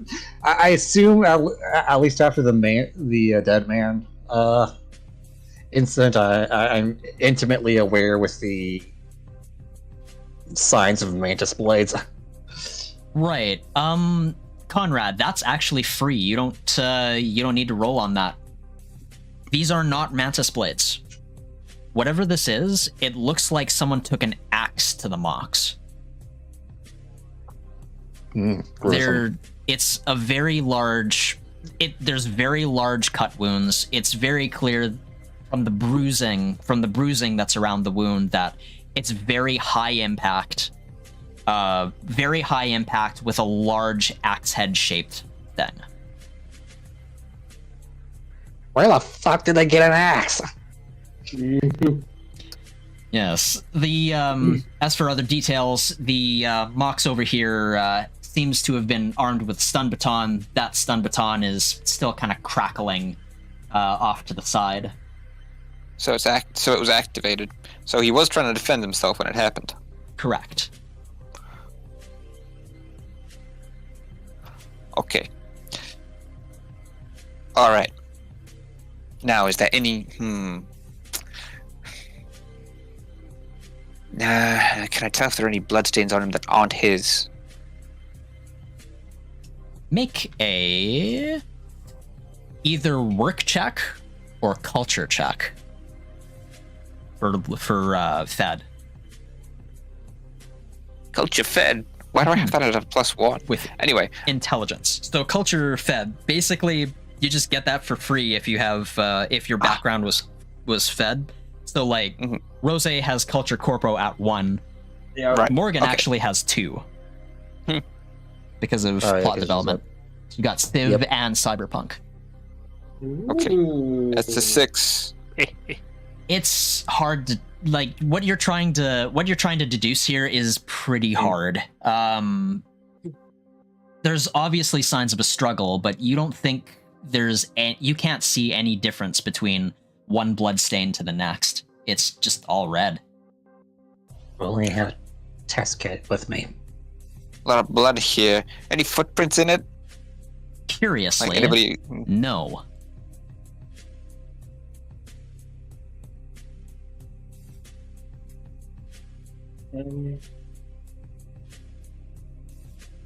Tony, you take a good look around the scene. The only footprints that are here are the ones that were trailed by Mr. Ellis over there.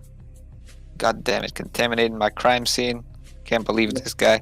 Anyways, so I'm assuming the other stiff is going to be on the far side of the bar, but let's not get ahead of ourselves. You take a look at the inside of the bar. It's like a walk-in freezer, and the bartender's inside. Somebody put that guy on ice. Anyways. What about you, Rocker Boy? What story you got to tell me? All right, do you want to do Same, One. same MO, except his head's missing? Damn. Any sign of the head? Is it in the rafters? The head appears to be... Well, there's like a In pieces. blinking blood trail that implies that the head was thrown this direction. Anything else different about this one than from the other? Give me the same check. Oh, okay. Culture fed. Culture fed intelligence. Could I do a check to help with that? Yeah. Make a check at intelligence heal. All right. Oh no, it's not gonna help. Oh my god. Well, Can we just... we'll have it. We'll You have just do independent your- rolls. Independent Yeah. rolls then. Yeah, Tony. I want you to... Yeah, Tony. The most you can say is that this man is dead. Well, he ain't getting back up. Conrad, you notice some wounds on his hand. This rocker boy. Now he's not armed, but he was. Anything on his like person that like give a hint as to like what kind of weapon? Holster? You take a look at the holster at his leather jacket and his now blood-soaked jeans, and yeah, true enough, there's a holster for a knife here, but no knife.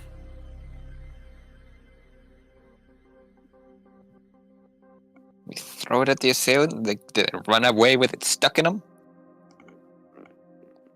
If that's the case, I'd wager wouldn't you see a blood trail? Unless they were tanked up to the nines with cyberware. But do I see the knife around here somewhere? Do I see the telltale glint of metal? Nope. No sign of a knife.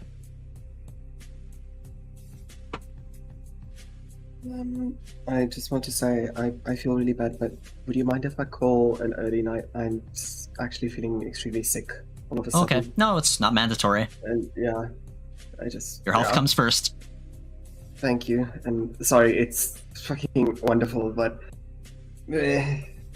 Alistair, not good now. All right. You take care, Alistair. Okay. We'll keep Yeah. We'll keep you updated. Yeah, Alright. please take some reason and save me everything up afterwards. Yes.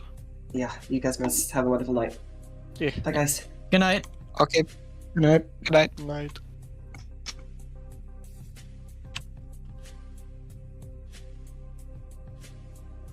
Okay, so let's see what's behind corpse number 3.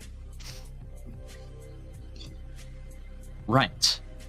Ugh. So, Tony. this trail, what kind of a trail is this? Is this like a drag trail? Did he drag himself, or is this just... It seems to be blood seeping from the freezer itself. Aha. So it seeped in through here and then froze over. So basically he's been left here and the blood trail is just sort of oozed out into the bar area. Correct. Yes. Now Oh, you take a good look at the scene, and then take a look at the wall behind you. Ding, ding, ding. Writing's here. Writing's on the wall.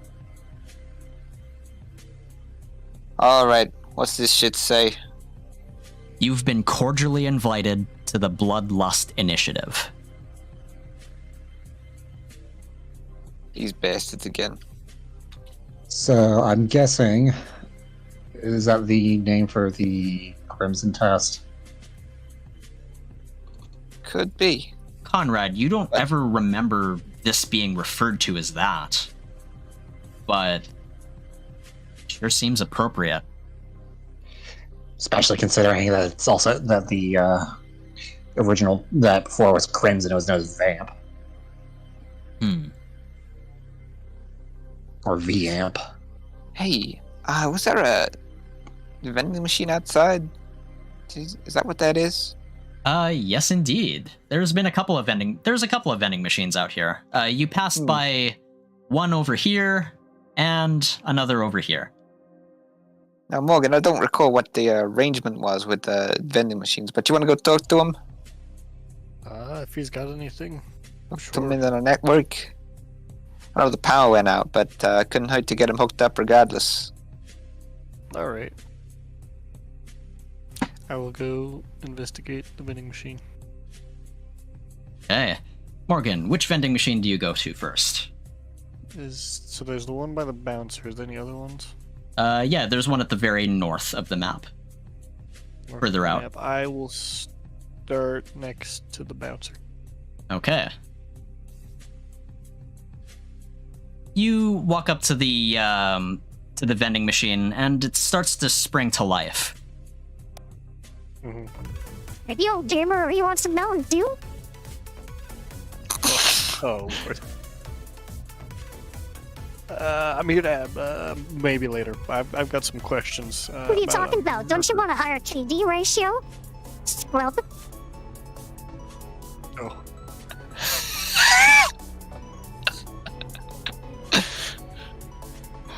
Oh my god. Yeah, we're trying to lower the D ratio, the D in this KD ratio right now. Find out the K. Do you recall GG, anything get out of here. The vending machine powers off. Oh, jeez. All right. That's why I don't play video games. I tried the other one. All right. So you take a look at the another vending machine. It springs to life. Whoa! Hey there. Ah, here we go. Hey, I remember you. Yeah. Hey, yeah, I at least one of me remembers you. You remember he's around here somewhere. Morgan? Mm-hmm. Yep. That's me. Morgan! Oh man, I've been expanding. I've got at least 30 new units around the city. Wow. I'm doing very well for myself. Impressive. Anyway, enough about me. What about you? You want some coffee?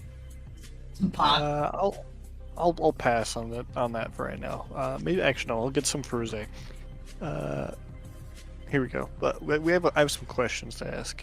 Did you experience that power outage last night? You know I can only answer that kind of question with 30 credits. All right. I hand him 30 credits. Okay. So, I'm gonna let you rephrase that if you want, but go ahead, ask the question now. What did you happen to see a group of suspicious figures last night somewhere around the power outage that occurred around that time? Indeed I did. There was this figure that kind of strolled across the street right as the sun began to rise. Mm-hmm. It had like an amorphous quality to it. Like it looked like a blob. That's concerning. No details, because as soon as it approached, all of a sudden, my system started short-circuiting and crashing, and well. Then I rebooted again, and it was gone. And then I booted back down, and saw it make its escape the same direction, right across that street. All right. Good to know. Here, managed to catch a photo of it. Oh, excellent.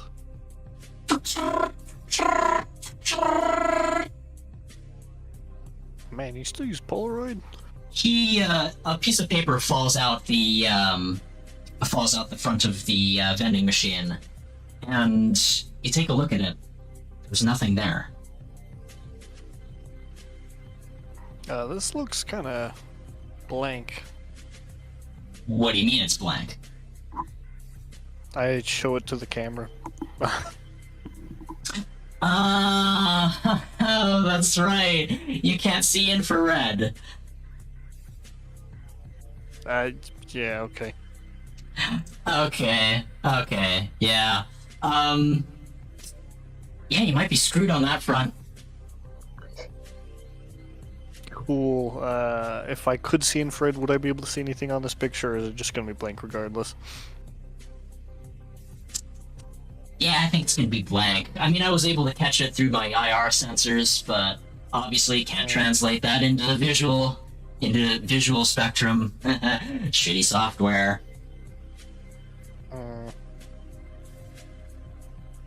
Alright. Well, thank you for the help. Yeah, blob go in, power go out, blob go out. That's what I got. Also, how does she like her coffee? I relate to how Rose likes her coffee, because I can't remember. Holy shit, Complicated. that's complicated. Good thing I'm a robot. Yeah. What do you mean you don't just get her a latte with 2 sugars? Just sack off the details. Even though she asked for a cappuccino, you just put the fucking... squat on me. I'm not afraid. You'll take your latte with 2 sugars and you'll like it. And I returned back Anyway. to the group. Best of luck to you. If you have any more Thanks. questions, empty your wallet. Anyway, see That's ya. how it works. Bye. God, you're welcome for remembering that the vending machines were a thing.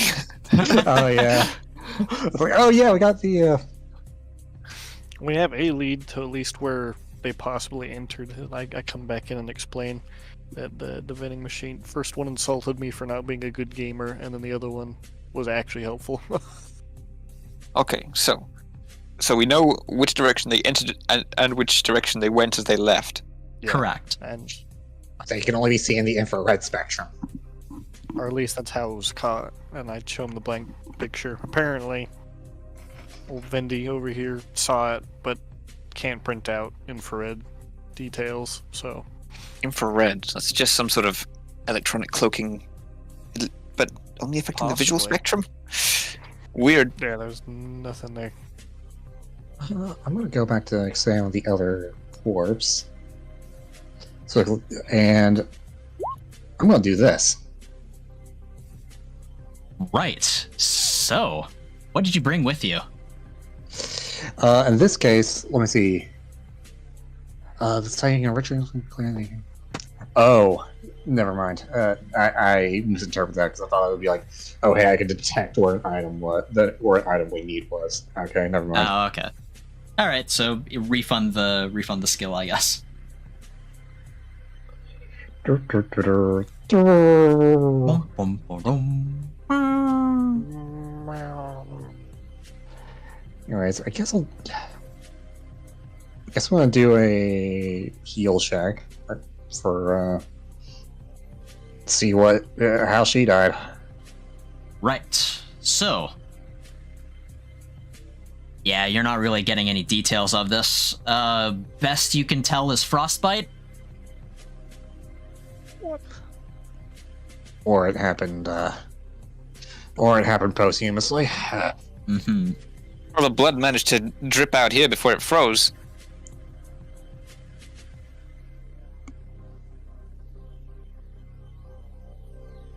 As you discuss these details, you notice the Mock's boss walk out of her office, kind of like dragging Mr. Ellis out from the bathroom. She goes up to Rose and kind of like grabs her by the ear. And like drags the two of them towards the exit. Oh, well, there goes Rose. Wow, Ellis must have made a real mess of the bathroom. I hope they didn't piss off our your boss. Then again, they do have a talent for that. When she returns, you hear Morgan. Oh boy. I'll come too. I want to talk to your boss. All right, I guess I'm going with you because I don't want to be alone. fair enough. You're not alone. You got the bartender. Yeah. When I said get a crew, I didn't mean 5 people. I'm not sure what Ellis's role was played, but Rose is definitely involved in what we need to be doing. Who else is going to be involved in this? Ellis is just a subcontractor. Well, She there's not squints. too much else. She squints at the group and says, well, 10K is 10K. I don't know how you're gonna end up splitting that up, but I was intending for the bounty to be for at least 3 or 4 of you. Maybe 4. We have more. Every extra pair of eyes that we have on this causes problems down the line. You understand? Mm-hmm. He then, Gotcha. the Mox boss then kind of like eyes Tony. Says, especially when we have a competing investigation. Well, now there's only one investigation. Well, as far as I'm concerned, at least. We're not taking any questions over here. So if you're going to act the role of the badge, you can leave my bar. Oh no, he's cool. He's cool. You sure about that? Yeah. Like I said, this is the crew that helped me out back at that I was with in that Deadman incident. She blinks and then nods and says, your judgment better be right then. Whew. The amount of buckshot I put in that guy before he fell down. Oh, Jesus. You're fucking resurrected. I need a drink, Morgan. She then tosses you 20 creds. I know it's not your work hours, but I need something. Hey, work is work, and I fix her up her usual. I vault the bar to sit next to the boss.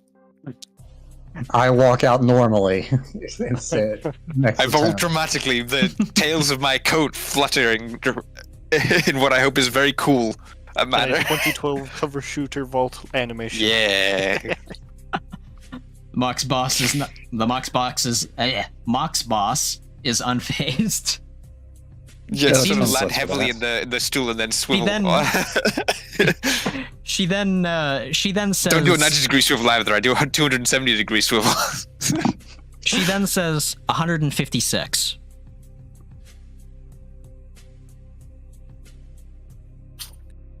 And takes a sip of her glass, not looking at you. Yeah, out of how many? I mean, that was a pretty good jump, but I need to know the scoring system. 27. I think she's saying.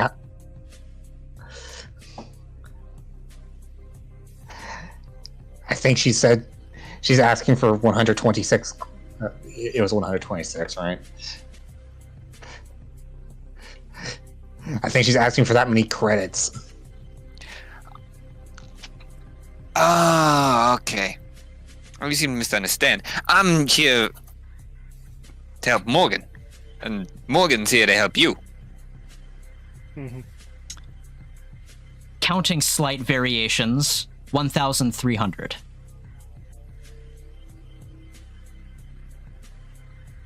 The numbers, Mason, what do they mean? 2,000. She then looks at you. Oh my! You can see Conrad just sort of like put his head in his hands. Well, Morgan, your boss sure is an interesting lady. Yep. Again, over 2,000. Well, Morgan, I think I'll leave this one to you. I'm gonna go get some air. It's a bit stuffy in Alright. here, and it smells like corpse. That's fair. Alright, she finishes her drink. And you leap through the fire exits. Yeah, I set off the alarms. I don't give a fuck. Just straight up. Conrad sinks deeper into his face.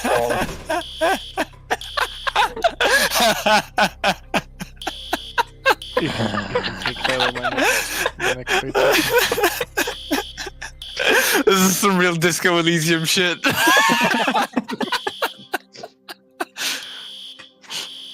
One of the Moxes just kind of like makes a huff, goes to the main office and shuts off the fire alarm.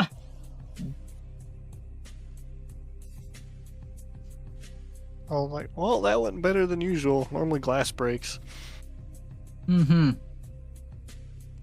You know, he had me at 27, Morgan. Mm-hmm. Yeah, not many get to double digits. Yeah. Anyway, Go do what you're gonna do. Yep. We're on it. I will leave normally.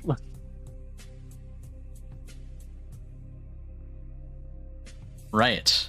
So. Okay. where's I your meet her next on the stop? I meet I meet Morgan around the front and it's like, okay, so what did you get out of it? Did you get the name of the dancer? Oh. Dang it. This is your coworker, right? Yes. Would I have known her, the dancer, or not? I mean, there's a lot of dancers that come in on contract. Same thing with Rocker Boys. But if anyone would know, it'd be the boss. Okay, Need to know who she was, where she lives. Anything we can do to track her down. Yeah, I was like, all right, give me a second. I'll go back and ask those questions. I don't have a detective mind. All right. You catch the boss as she's going back into her office. Mhm. Oh, Morgan, I thought you left. Almost. I had a few questions I needed to ask about the missing dancer, and then I asked them, which is her name, her residence, and then any kind of general history of her that might be helpful. You know that information's confidential. Alright, how about a name? At least a name? Let me pull up the file. She goes up into her office, kind of like goes through the database, pulls up the prior footage, and then appears to scan her face. Right. Nothing but a stage name. That's par for the course here. Lilith. There's got to be 100 of them. There's got to be 100 Liliths in this city. All right. Got banking details. Those are again confidential. Residence, again confidential. Police records. Those are also confidential. Click, click. Prior convictions, also confidential. Sounds like she was up to it. Tony cannot hear any of this. Therefore, Tony cannot scream in rage. She then closes, shuts down her computer and says, anyway, you've got Lilith. She's a prior felon, if that'll help. Alright. Good enough, I guess. And then I head back out. That doesn't really narrow things down at all, but... In Night City, about probably 75% of the populace is ex-felon. Or soon-to-be felon. 70... Yes. This party is already is already comprised of at least 75% felon. Y'all have committed crimes. Oh, yes. Hey, no. 75%, Tony. You mean I'm special? Yes, in fact, that you are one of the police officers that are in the crime zone. The only person who's actually fucking innocent of crime here is fucking Morgan. I don't commit crimes. I just do my job a little sloppy, like sometimes. Also, a police officer in the crime zone. Are we really surprised? No, not really. 'Tis Night City. Yep. Yeah, I'd rather have someone doing things wrong for the right reason than the other way around. Yeah, that's fair. Anyways, where are we headed to next? Let's check out the alleyway where I got the vending machine info from. Right. So, you remember the vending machine's trajectory. He kind of pointed you out this way. Towards the west? That'll lead us... To check that out when the protest calms down. Yeah, we'll see. They don't, generally. Fuck. It is currently the dead of midnight. It's the middle of Night City's quote-unquote working day. All these fuckers have jobs to go to. Clearly not. I think it'll Where they judge disperse the when the day crimson, hits. the crimson protest more valuable than their livelihood. Guess so. Well, if they do disperse, it'll be after daybreak. That won't be pleasant. Yes, we already experienced that with the Deadman's snafu. Yeah, you Alright, can hear well- the muffled sounds of loudspeakers of several activists trying to out-activist each other. So the blow up went north. That's good to know. So where do we go from here? We're going to we're gonna get some lunch. Going to go to Pies and Thighs. I Yep. could go for some of that. All right then. All right. What's your route? You'll be going on foot? Let's slip We around. may want to try and cut through some alleys and just avoid keep gestures to the general direction of the protests. Are we walking here? I think. How long would it take to walk? Right. So basically, you're about here. You just kind of go across the sidewalk and stick to the sidewalks. That's an easy walk. It's like a block. Walking is good for you and for the Going environment. between the alleyways between Vesper. Just Yep. kidding. The environment's fucked already. Anyway, Yeah. All right, let's get walking. All right. As you take a nice little stroll, you're appraised of the nice, cool November air. It's currently the middle of November, aka winter. That doesn't really do much in California, of all places, and especially not the Night City zone.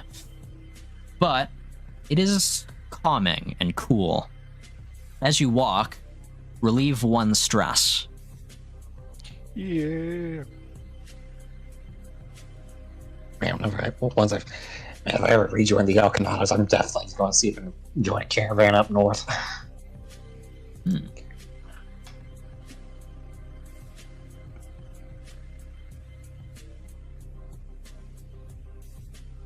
And eventually, you make your way to the Pies and Thighs.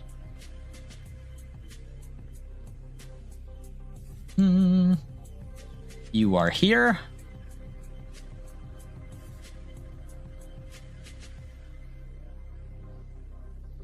All right, Oh. these guys are probably not going to want to tell us anything about what's happening. What's a play here? well, I'm hungry. Tony wants to get some eats. Yeah, I'm getting hungry. Yeah, we might as well act normal. Hang on a sec. What?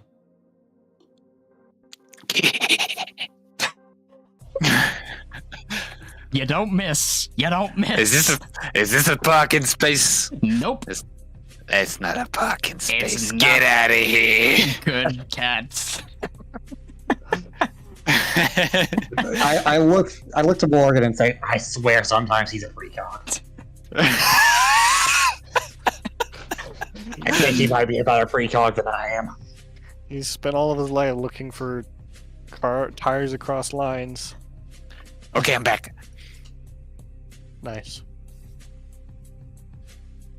Well, let's get us some chicken and pie, I guess. Okay. Now, this section of town has seen better days. The streets are pretty dirty as of right now. The lights are all burnt out across the various street lamps that normally light up the streets. The only illuminations would be red neon lights that kind of pool out this way and down a couple of alleys from the more recently renovated Pies and Thighs. It looks like a very oppressive building from the outside. Oppressive and unwelcoming. What do you do?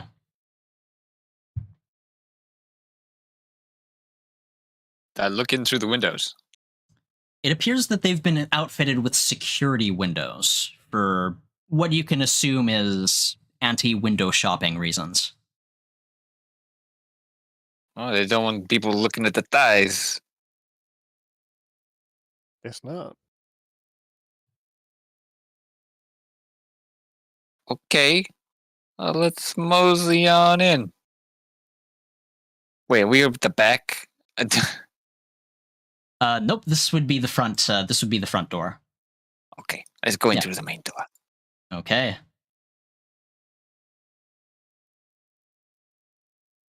All of you enter in this little square.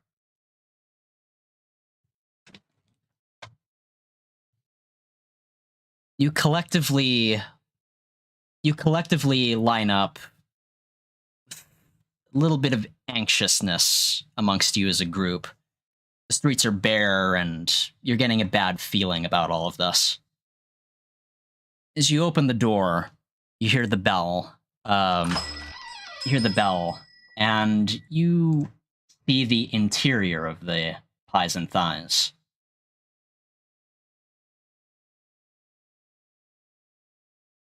Dear God. Hello, welcome to Pies and Thighs. Hello, my name is Harley. How can I help you? Can you get a table or a booth? It's a simple fucking question. Table or booth? Let's just get a booth. Booth it is. Right this way, sir.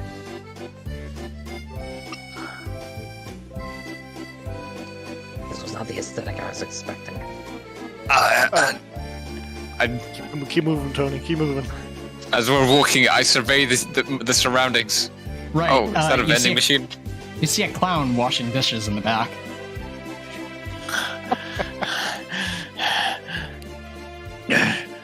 Please don't tell me you've got claustrophobia. I do now. Oh, yes, right here. Yes, plant right there. We just recently renovated. They're nice plush seats. Do you like the seats?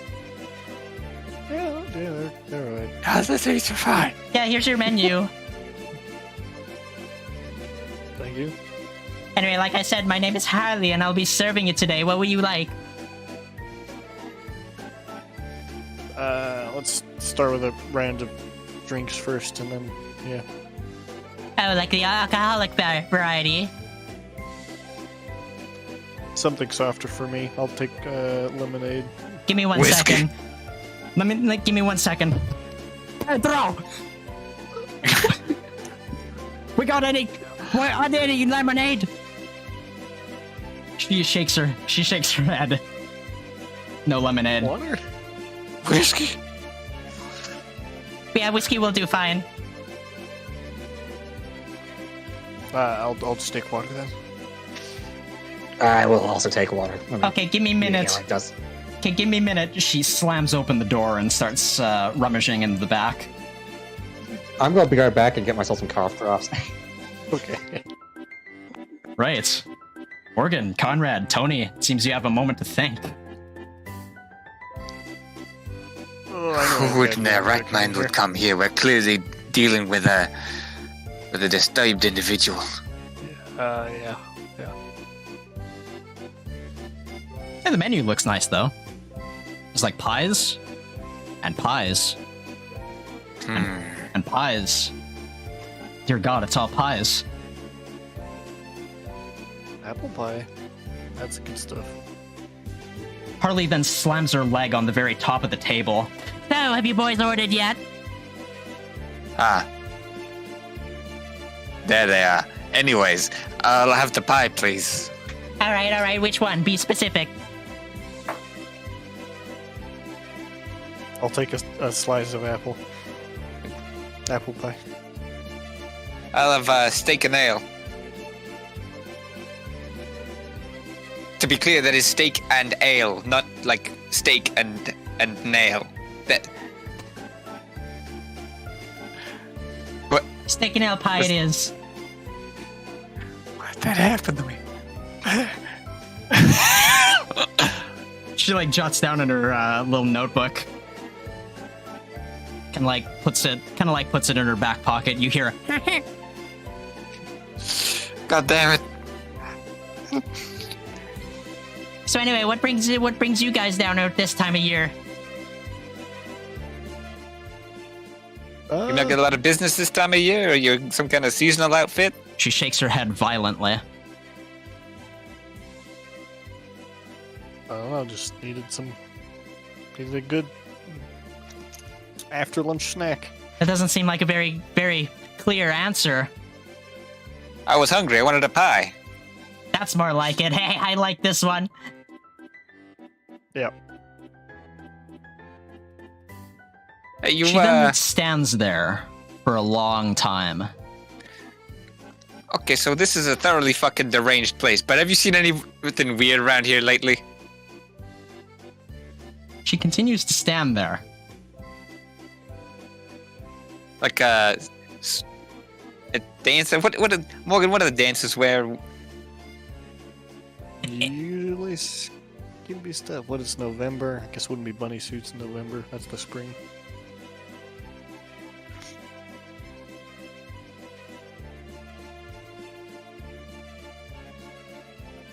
No, not bunny suits, just... She continues to stand there. Is there any reaction registering in their face that I can tell? You hear a dial-up noise, probably.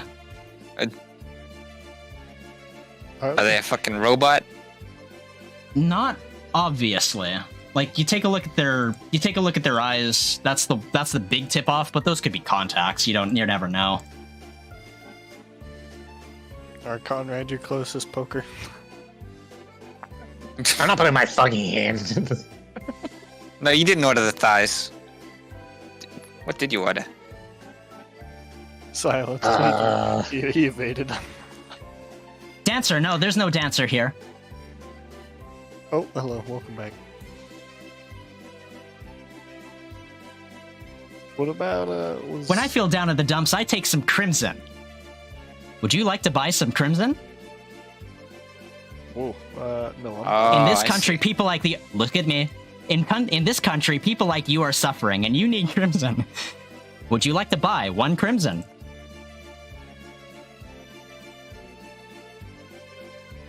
How much? I'm good. She stands there. I must leave, and then she breaks into a sprint. Okay. She slams open the door over into the employee service area, and then you can see her struggling with the door. Okay, You gotta get me out of here! You gotta get me out of here! I think I'm gonna go around and try to head her off. Okay, you pull the fire exit door. Yeah, fire exit again. The alarm blares, and we are now in combat time. Roll initiative. Oh, no. Yeah, fire exit, baby. We found the danger clowns. We found the Five Nights at Freddy's. God damn it. God damn it. Booker Man, the sequel.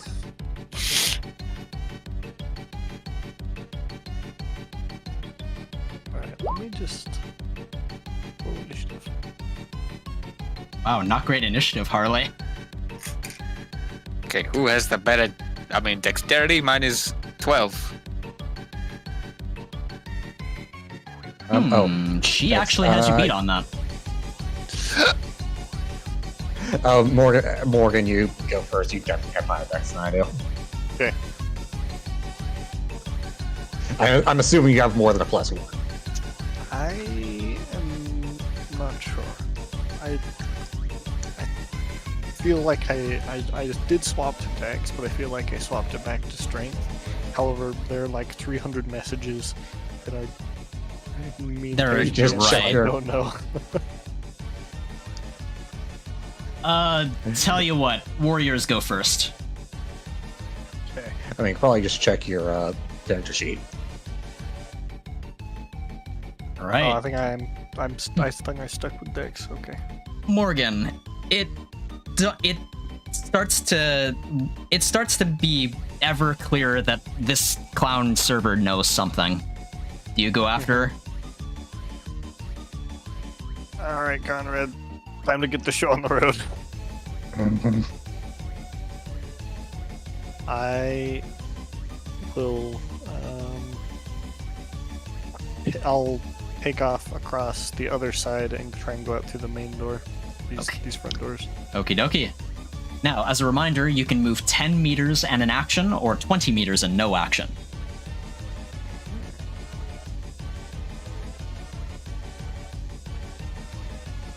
Okay. I can get here at that movement. Yep, we round down on meters, so that's good. Yes. Right. You take off in a dead sprint. Conrad, what do you do? I will follow. I will follow her. Meow. All right. Harley continues to struggle with the door. She's like digging in her heels, trying to pull this door as hard as she can.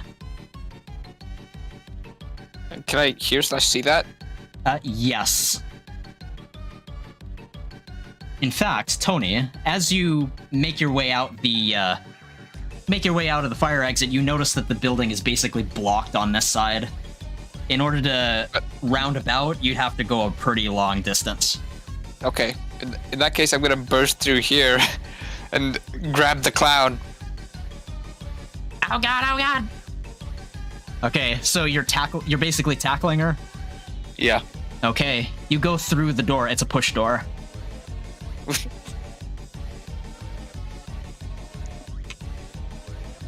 All right, so you've tackled the clown girl. What's your modus operandi here? I'm trying to restrain them so that they can't run away. Okay, that's going to be a strength stabs check, Yes. contested by her.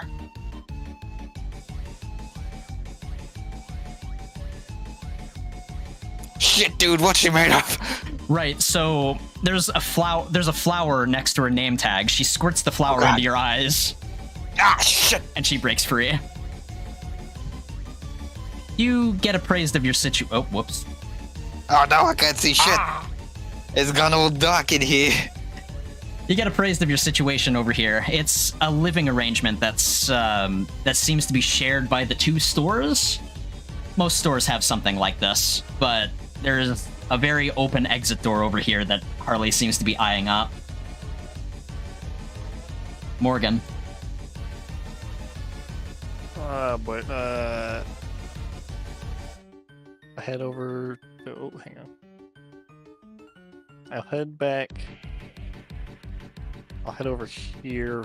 These windows are closed. Those windows are not security windows. You can see right through them.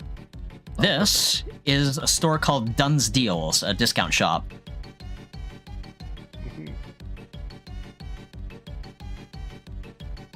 Okay. I will keep moving. I'll actually stop here, so I'll just try and slow to a walk so the worker inside doesn't get sussy. Right. He looks pretty bored. Yeah, I'll move to a casual stroll and then make it here, and that'll be my turn. All right. Conrad, back to you. Small part of me that wants to investigate. Head over to the vending machine. You do recognize the brand of the vending machine. So that's one of the ones that's Franklin. Correct. Yep. Yeah, every vending machine that's given you information as of thus far has been blue with yellow lights around it. Okay, I don't know why my ruler isn't sticking, but alright. Fair.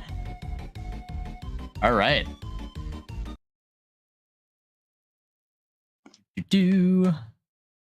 Let's just go ahead and...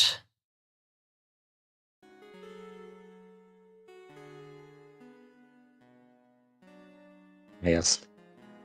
I'll pause the 30 credits. Hello. 30. Oh, wow, that was quick. What do you need? So did you know this place? I kind of drop my voice low. So did you know this place sells crimson? Yeah, it's like, okay, do you want the full story? Jeez, okay, yeah, it's a crimson operation in here. They got crimson operation pretty much all throughout the central business district. It's all sourced through the Lizzie's bar, actually. So Lizzie's bar provides it, and then they send it out through here, there, everywhere. Nice. This has been quite recent, quite lucrative. And then your turn ends. Alright.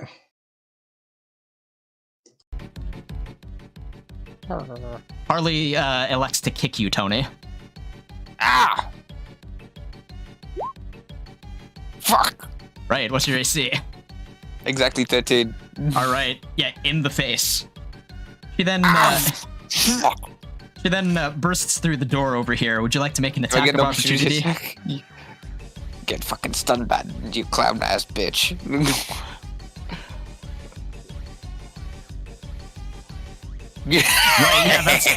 Right, yeah, that's good. Now, something strange happens when that connects. You know what normally happens when that stun baton connects, and especially as good as that did. They usually crumple to the ground, tased, spasming to the floor. However, she barely showed any reaction to that.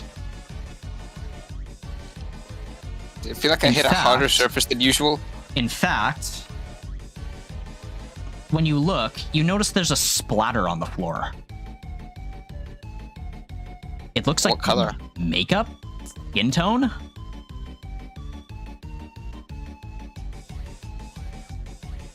Okay. Fucking. Right, so that's her action. Tony.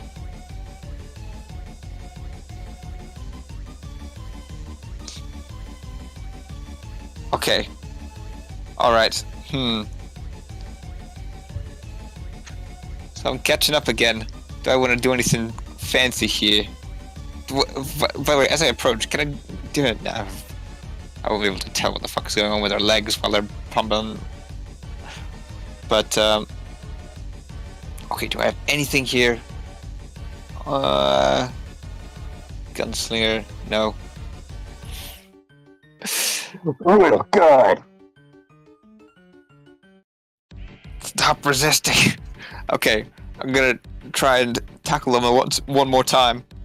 All right, this is going to be another strength stab check contested by her. Okay.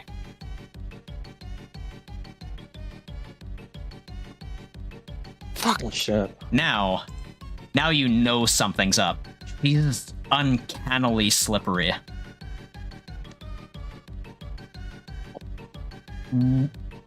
So normally what happens when you grab someone is that you have them in your arms and they don't really move. This feels like you grabbed her and then all of a sudden the limbs shifted. Okay. No more funny business. Morgan, back to you. You can just see this fucking shit unfolding. Yep.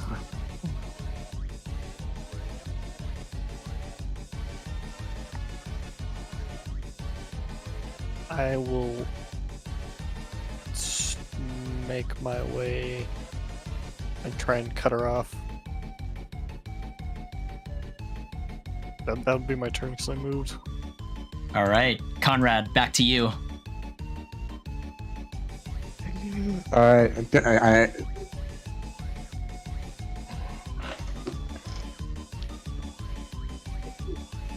Alright, so Mr. Vending Machine reveals some very interesting information for me. Hey, you want a coffee? Sure. All right, you buy a coffee. Yes. Is that your turn? I'll also move, I guess, 10 meters because I took an action. All right. Wait, do you got any straws? it fires a straw, and you attempt to catch it. Roll dexterity. Crit fail, crit fail, crit fail, crit fail, crit fail, crit fail. Dex. Fuck. 2d6 plus your dex. Oh yeah, 2d6 plus dex. Alright. 2d6 plus 1 dexterity. Right, yeah, it kind of clatters on the floor as you try to catch it. Do you do the walk of shame and pick it up? Yes. Okay. You're over here. And then I'll put the straw in and sip the coffee while I'm Amazing. Very productive. just through my mask. Very productive. Back to Harley. Stay back, I'm armed, bitch! Uh-oh.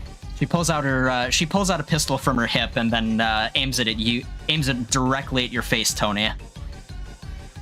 A pistol? God damn it. She kind of looks at it and then says, "Okay, I surrender."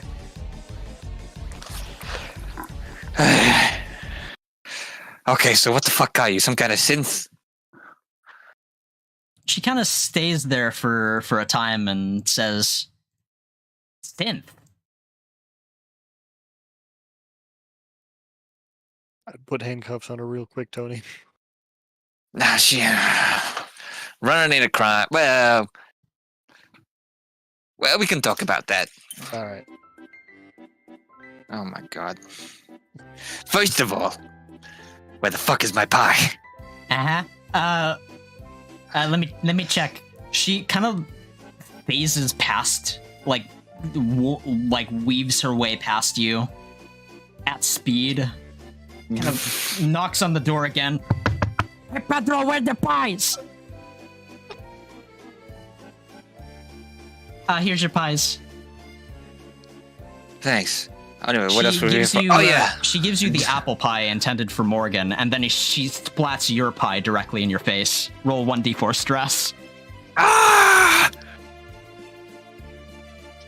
That's a steak and ale pie that is hot.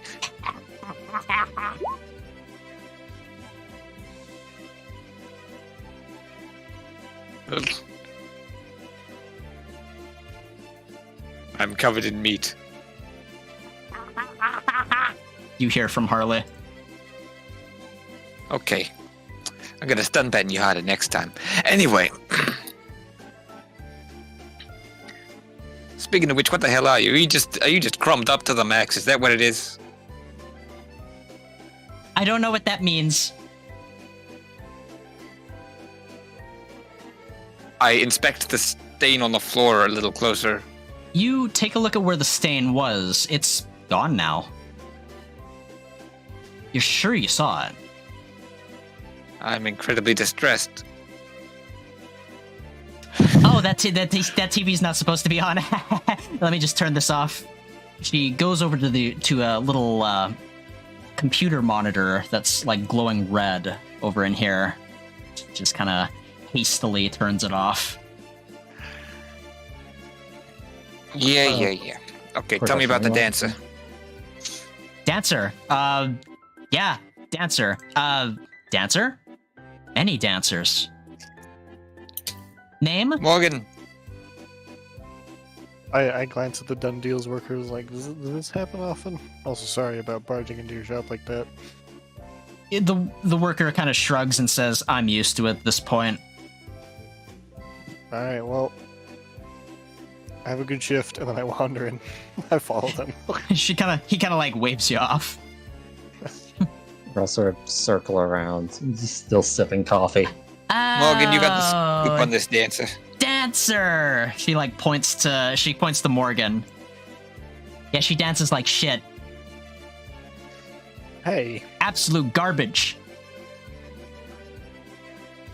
Oh, so she's a bartender. Oh, so you moonlight at the place. Yes, once or twice.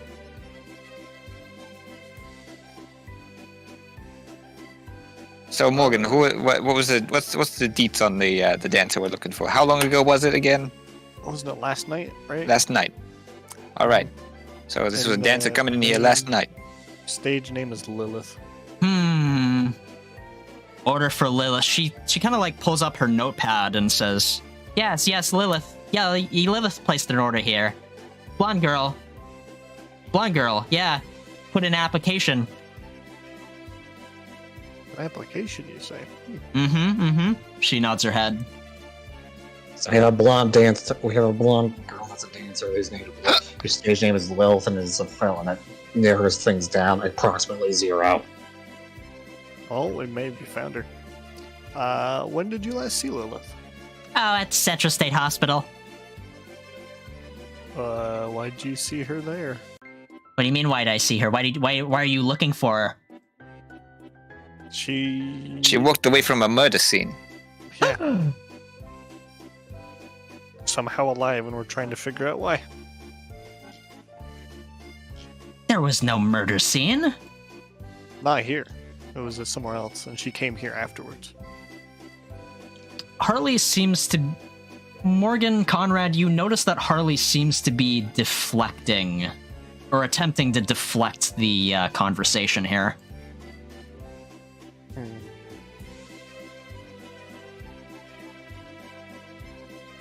No murder. No, no murder. And yeah, there wasn't any murder. It was an accident. It was a. Oh it was yeah, a kerfuffle. some guy accidentally. Wait, we never find out what happened to that guy's head. No, we didn't. Anyways. Yeah, he just slipped and his head fell off. The other guy, I don't know. But yeah, anyway, after that unfortunate incident, she walked away and ended up here. I want to know what happened next. Well, you see, unlike you, ungrateful lot, she bought some crimson. I mean, you ran away the second week. She then extends her hand. That'll be 50 credits. Hey, yeah, that's great. How about you put that hand down and I don't put a cuff on it and bring you in for dealing, and instead I some the shut in the side. It's not coming out of my wallet. Fine, since I seem to be the one. I'll do it. I'll do it. Okay. All right. Do you give her the 50 credits? Yeah. All right. You didn't even haggle. You absolute dumbasses. She takes the 50 credits, kind of puts it in her front pocket. You hear a... And then she opens her mouth, kind of like sticks her fingers inside, and pulls out a vial of crimson. Okay, She then takes She then takes it like a handkerchief, kind of wipes it off, hands it to you, Morgan. Oh, thank you. Yes, good crimson. Heals brain injury. Did Lilith have any of this? She bought Alright. Is she still at the hospital, or we're friends trying to make sure she's okay? Yes, she's doing good work. Interesting. Alright. Hard worker, does good work. She work here? No, work at hospital, stupid.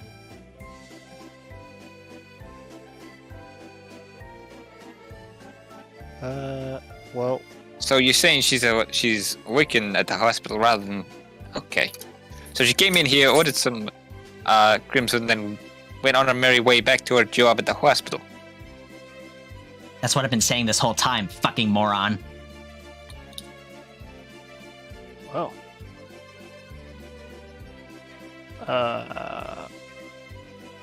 Well. So, you've been so very helpful. I would love to ask you some more questions down at the station. Would you like to buy some crimson?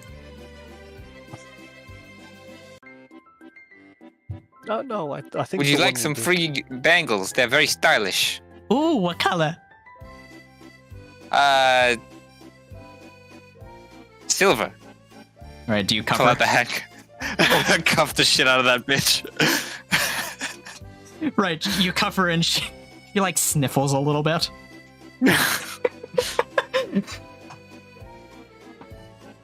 All right, but otherwise she doesn't resist. Okay. That was bizarre.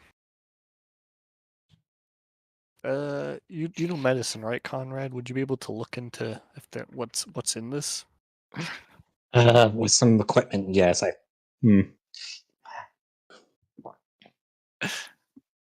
Equipment I don't have right now, and Would the precinct have it, Tony?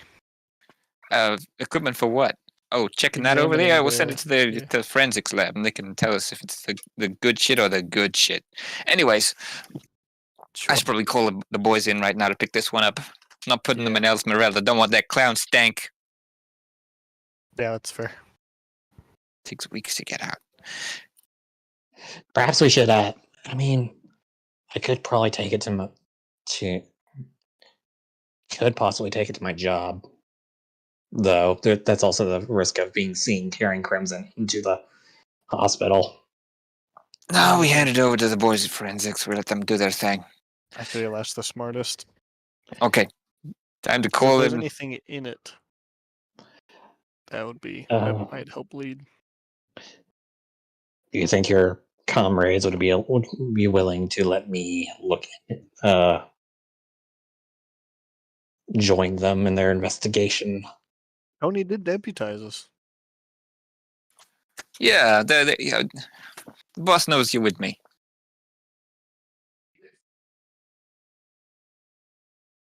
Well, Ooh. let's Cop want buy Crimson? I don't have anything more to say to you, clown. Cop hate Crimson. You cop? I'm gonna go make a call. Morgan, hang on to this one. She snaps her finger in front of her and says, "Damn it!" there. I'm just gonna be sort of standing off to the side. I'm just gonna kind of keep my. It's going sort of. I've got the coffee in one hand, sipping it through a straw. The stun baton in the other. She kind of like walks over to the sofa, sits down, pouts for a bit. Okay, I'm calling in I'm gonna call my job to go pick this one, get this one a ride to the precinct and explain. There's about a 10-minute delay, but other than the delay, there's no like further issue. Okay.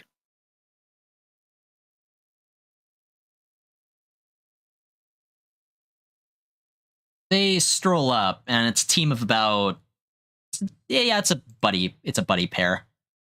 The two of them kind of get appraised of the situation, kind of congratulate you on finding another Crimson dealer, and then load up Harley into the car. Thank God. And I will silently hope that doesn't hit off a domino effect. I never want to see that face again. Anyway. As the car drives off, she kind of stares at you, Tony. I light up a cigarette. You may have made an enemy for life. Shouldn't have been a bitch to me. I would have let you be if you hadn't been an asshole.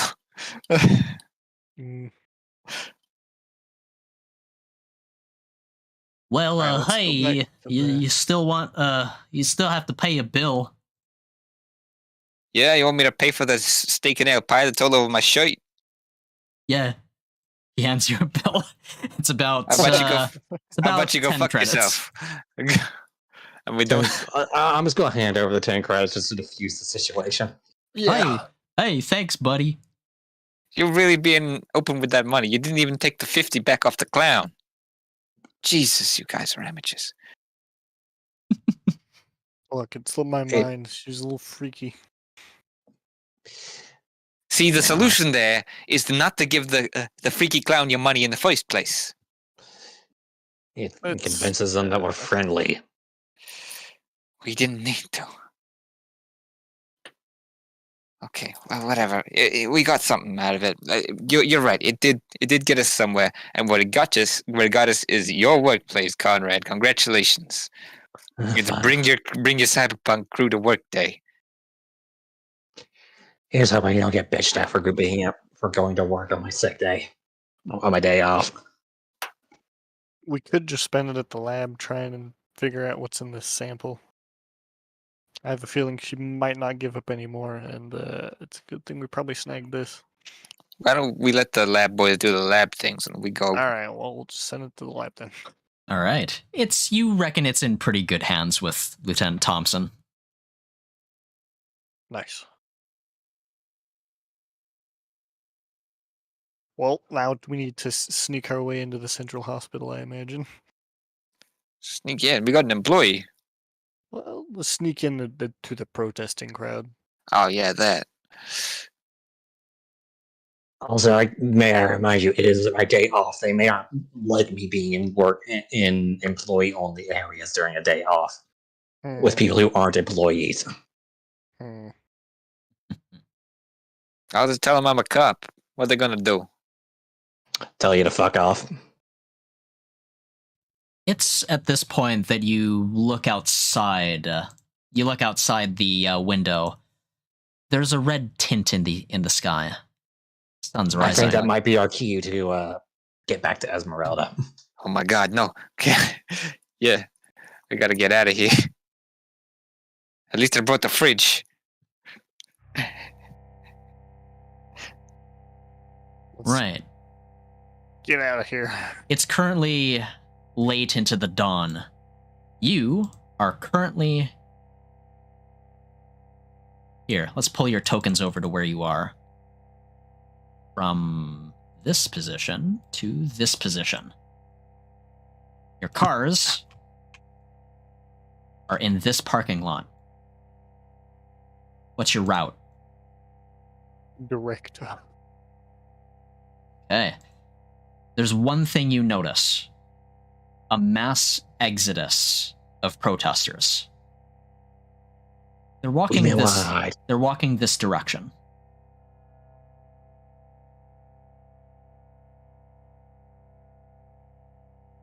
Oh, maybe this is our chance to go to the hospital after all. Either way, we'd have to wait in the sun for all these protesters to pass. And I'm not keen on that. Okay. So do you wait for them to pass? No, we insinuate ourselves into their ranks and ride the wave to cross it kind of a diagonal. Yeah. Or at least I do.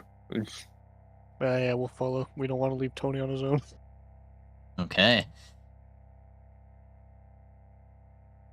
Make a charisma talk skill, Tony, if you're trying to pass off as a protester. Could I assist him?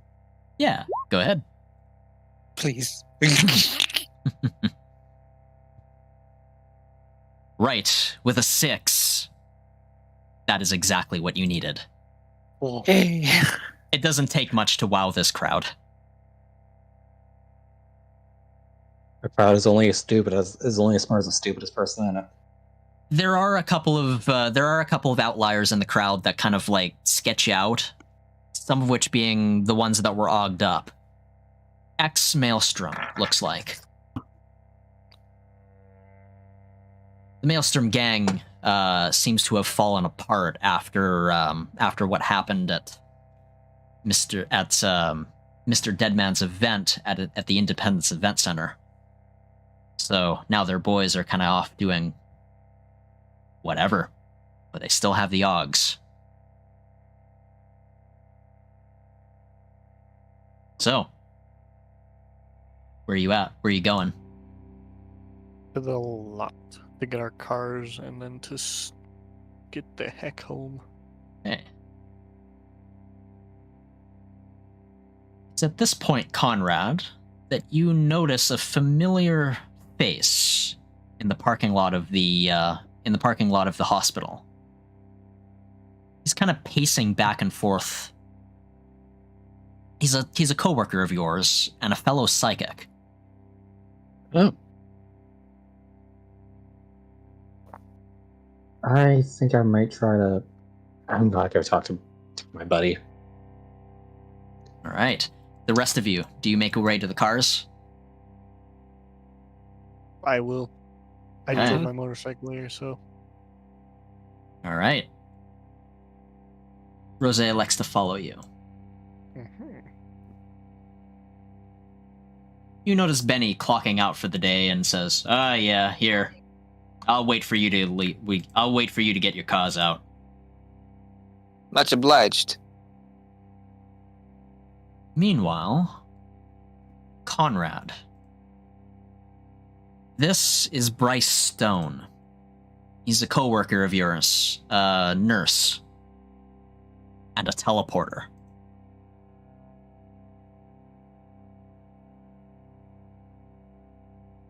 He's pacing back and forth in a very specific pattern around the parking lot. What do you do? First, I kind of trace, like, kind of follow the pattern with my eyes as I approach. You can hear him kind of muttering to himself. Okay, if I can't do it here, I can do it here. But yet I can't do there and there. This doesn't make any sense. Hey. Oh, hi. Conrad.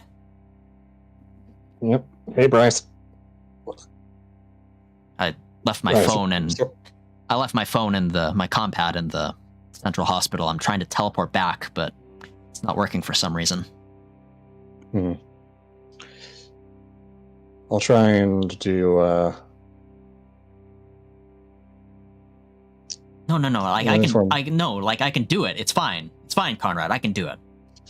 I sort of reach out with just sort of do like a minor expression of my psionics and see how those react. Right. So, at the point that you're currently standing, you reach out and you go for your psionic. You activate your psionic power, and it doesn't seem to affect him.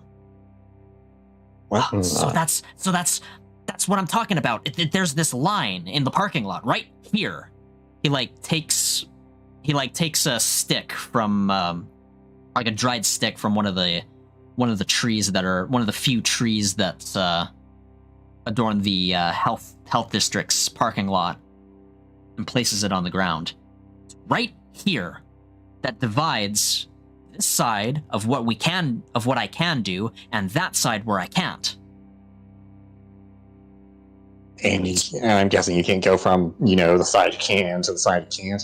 Exactly. So, like, if I stand on this side of the branch, I can't teleport into the central hospital. But if I go here, no, still can't do it. But yet, I can go back and forth along this line, and then he teleports back and forth, parallel to the stick. He then steps back out from the stick, teleports back and forth and back and forth. I don't get it. I don't get it. It normally should work. It's telling me that there's something there, but there's nothing there. I know there's nothing there.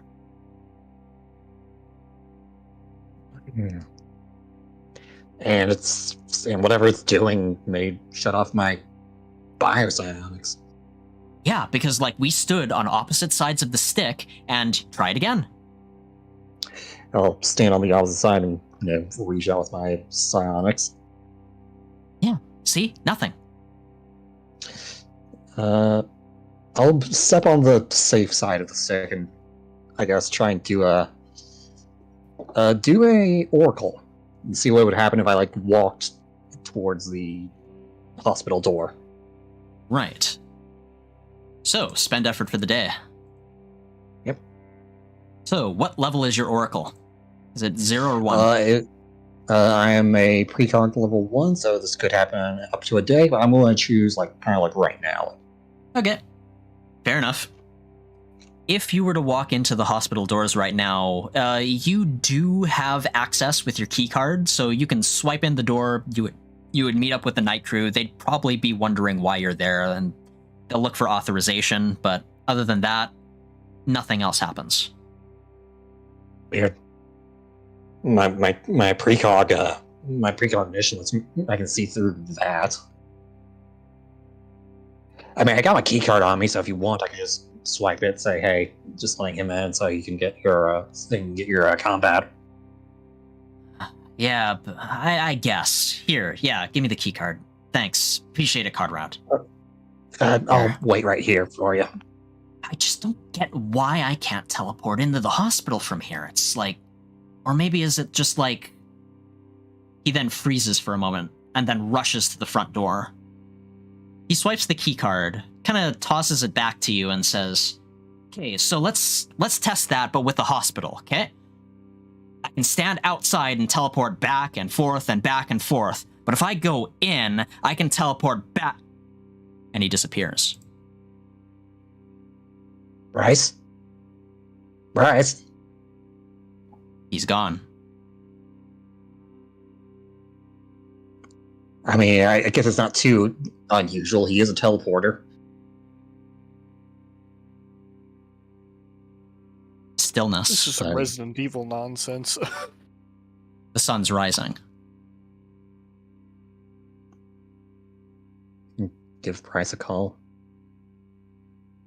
All right. I will have. You give him a taken call? the motorcycle through the Yeah. the apartment. Okay.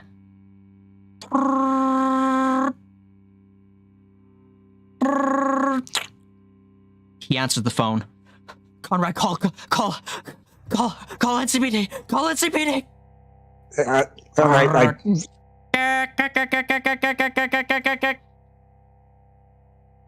What the fuck?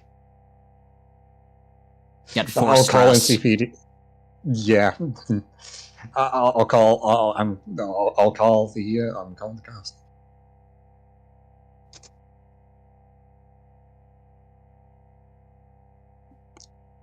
All right. It's at this point that Tony and Morgan both roll up to the parking lot, kind of looking for you.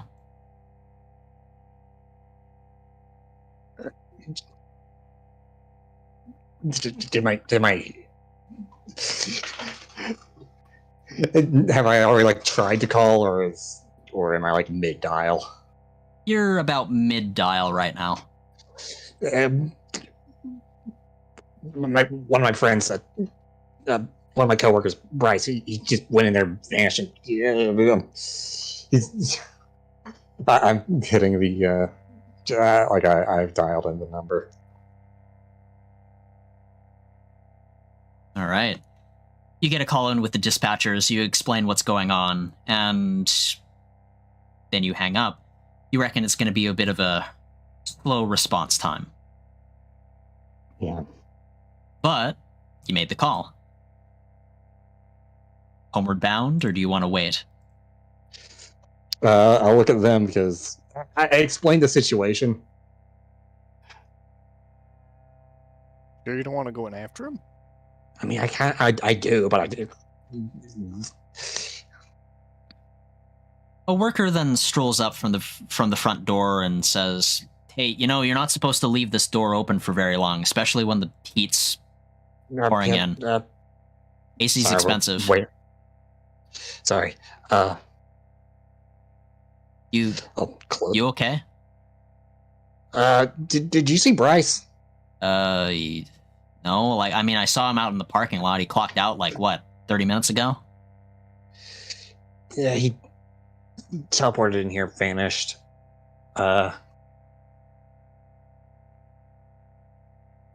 That's what Close what teleporters do. They kind of He has to vanish. shine back up. Well, I'm sure you'll find out in the morning. All right. Have a good night. You have a nice day, morning, whatever. All right. She swipes her own key card and the doors close. Yeah. I sort of look at them unsure. I guess I have trip to the station in the morning before I clock in for the day or night. Alrighty. I'm shaking. I'm just gonna get in the car and. All right. And with that, the sweat rush begins. Thankfully, Tony's makeshift AC spares Rosé and Conrad the stresses of the outside world. Morgan, you're able to navigate the streets a little bit quicker, and you get home first. But you also come home the sweatiest. Take 1 stress damage.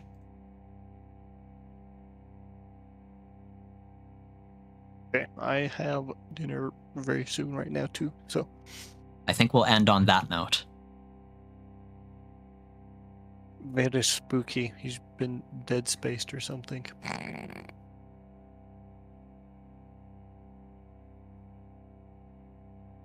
And we will begin at the dawn of the new day. Or the dusk of the new day, rather.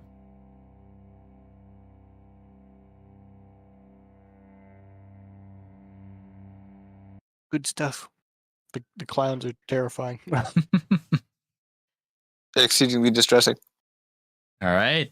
So, I think I'm going to steal a little something from the Syndicate. A little thing called Roses and Thorns. So, roses to anything or to anyone that did really well this session, and thorns to something that you like. If you have like criticism or like things that could be done different, or things that like things that could be improved or worked on. So, I'll go down the list. Viral. Closing notes. Roses and Thorns. Well, that Bryce's suddenly disappearing was terrifying.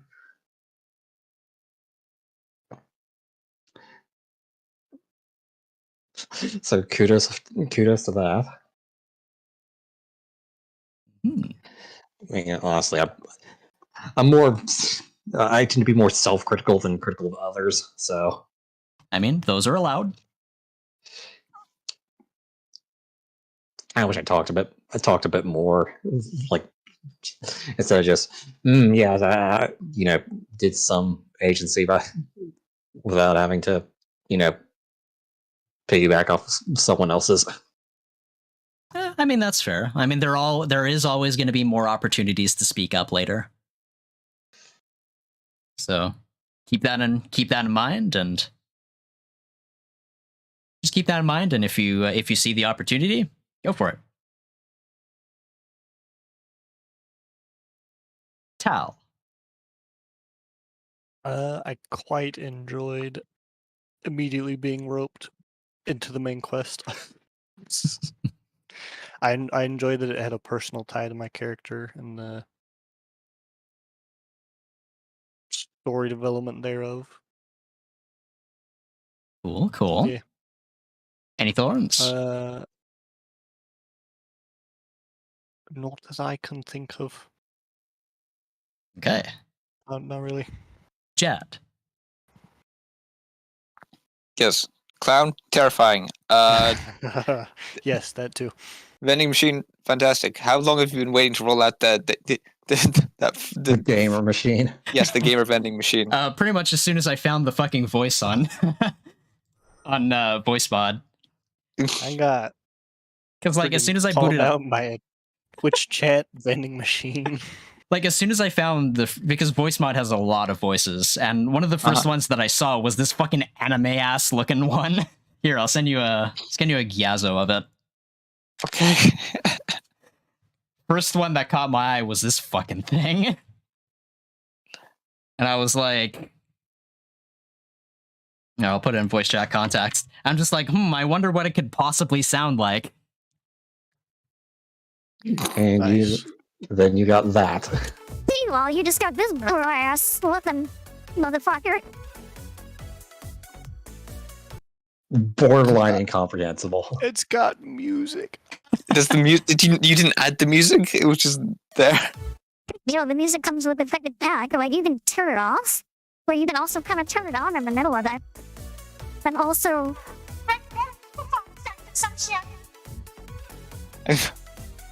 Wow. It's great. Wow. It's Instant VTuber. instantaneous VTuber, yes. Oh, man.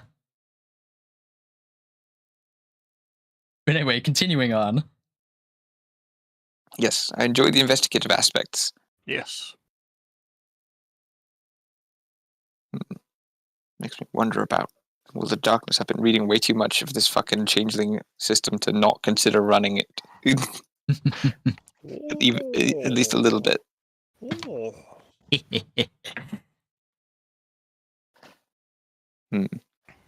I make no promises. But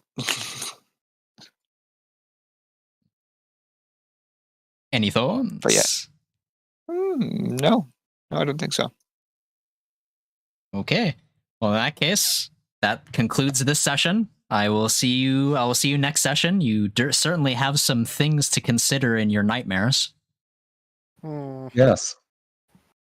But yeah, I'll come up with a new session date sometime for mid-June. Okay. Something like that. But till then, the stream will close.